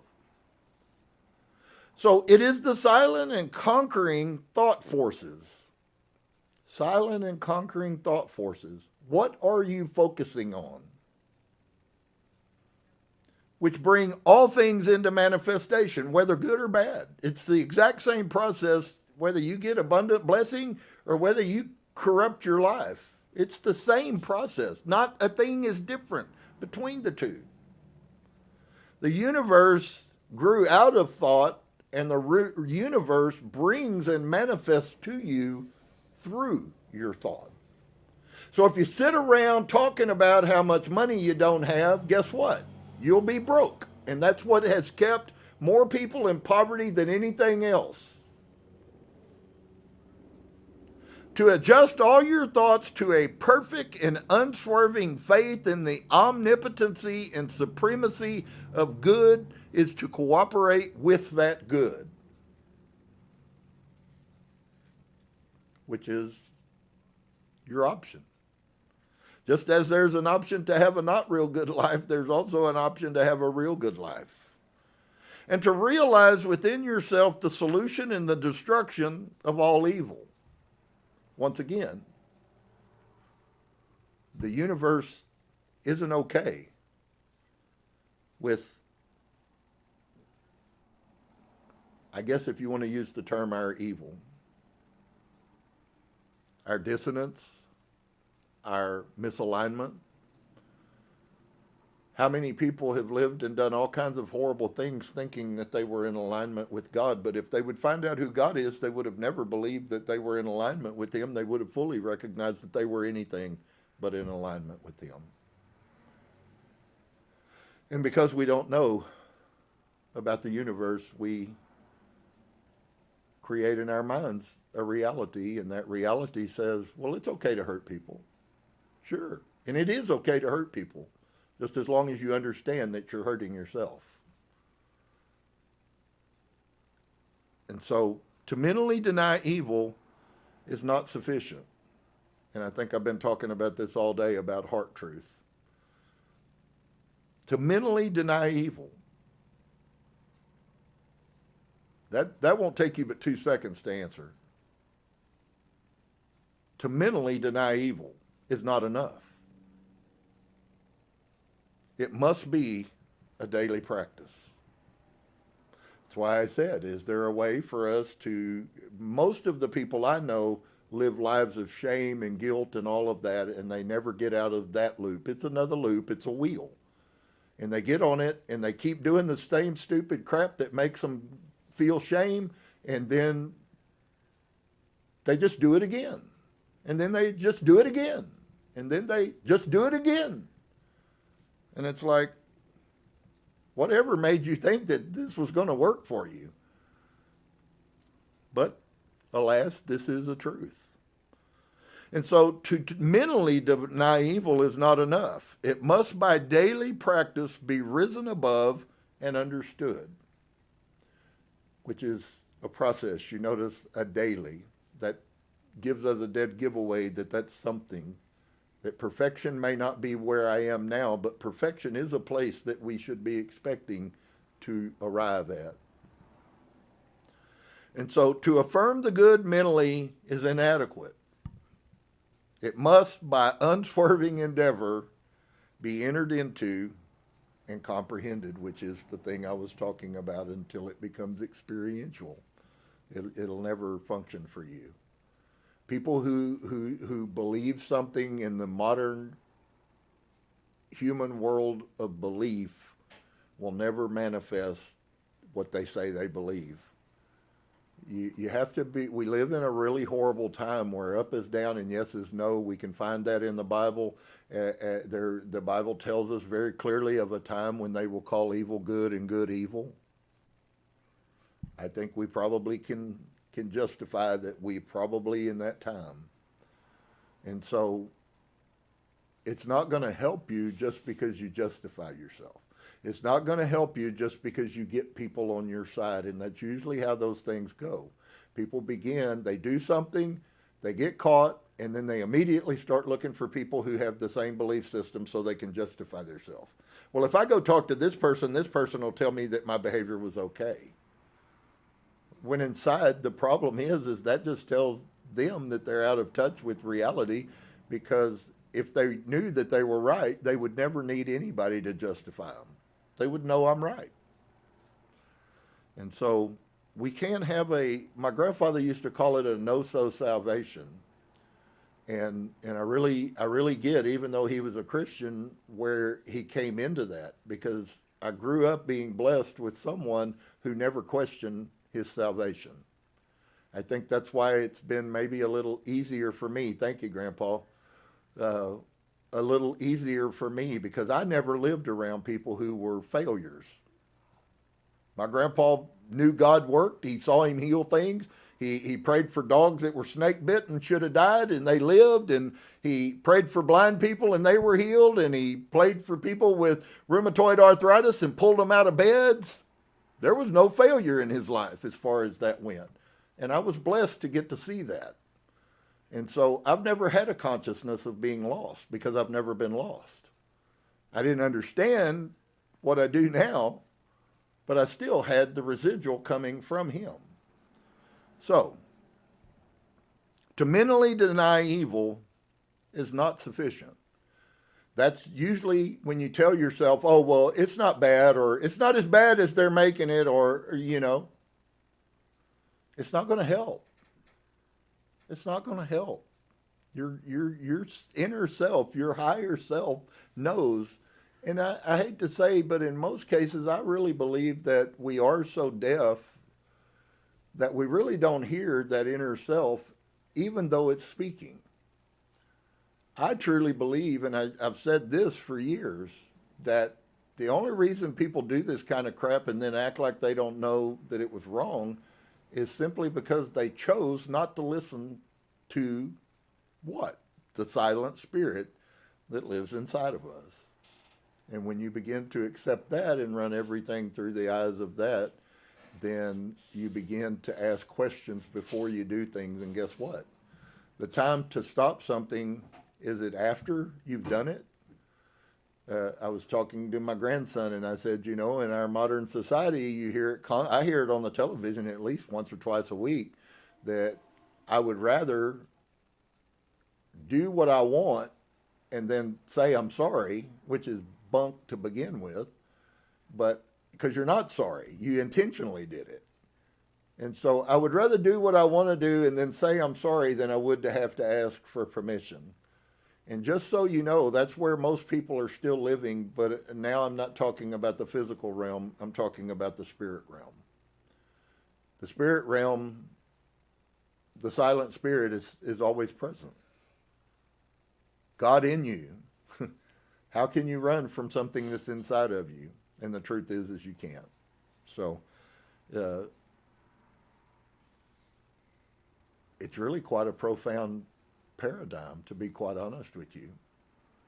When you truly, experientially know that source is in you, where can you run? And the answer is you can't. You will only continue to manifest. That's all. You will either make a conscious decision to begin to manifest good things, or you will continue to manifest what you have been. There's no other way. There's no other path. There's no other reality. And so it's up to us today to simply ask ourselves, what do I want to manifest? Am I okay with all the things? And if the answer that you give is yes, then I would recommend that you continue to do whatever you're doing. You obviously like what the outcome is. On the other side, if you're not totally happy with the way that things are going, then maybe you ought to take a time to introspect and examine self. And if you do that, you'll make the best mistake you ever made, because you will find turmoil. You will. When you begin to see who you truly are and who you've been hiding from for all of your lifetime, it will cause consternation in your life. But until then, nothing will change. So I hope you'll be strong and have a good courage, as the Bible tells us. Just so you know, that statement is actually a metaphysical statement. It manifests. Edgar Casey talked about it. Blavatsky talked about it. Dolores talked about it. Fear is going to destroy more people than any other thing that exists, because you can't function in power and be fearful. We see that. We lived through 4 years of fear, and now we're in a place of power, and you see how quickly things begin to move. There's a metaphor in this life for you if you open your eyes. There's a reason why as much has been done in 9 months as was done in the last 20 years. There's a reason for that. And there's no fear. So take that for what it's worth to you. I hope you guys will listen. You know, I fully realize Source has been very clear with me that there are those, and don't worry about the rest. And I've said all of those things. None of that is to be unkind. It just simply is coming to a recognition that people have to choose to be right, or they won't. And there's really not anything that anybody can do to make that happen. I think all of us in our hearts want. If you have children, you want your children to do what's right so that they live a good life. That's not a negative thing. I think that's a very positive thing. As long as you're willing to recognize that you can want and that doesn't mean that it's going to manifest, because you don't have the power to manifest them. Only they do. That's the beauty of sovereignty. We are sovereigns. You are a king. You're creating a kingdom, and you get to choose which one it is, what it is. So, shalom to each and every one of you. I hope you'll take some of that. I hope you'll use it. There's really some good stuff in there that will begin to revolutionize your life, one thought, one idea, one situation at a time. It's not a fast race always. Sometimes Source zooms you through places, and you turn around and you go, wow, I've seen so much movement in the last 2 weeks in my spirit realm. And I see those constantly, just as many others do. So, but that's at his will, not necessarily at yours. And so, peace to you. I hope you find the truth. Look forward to talking to you guys. Shalom and namaste.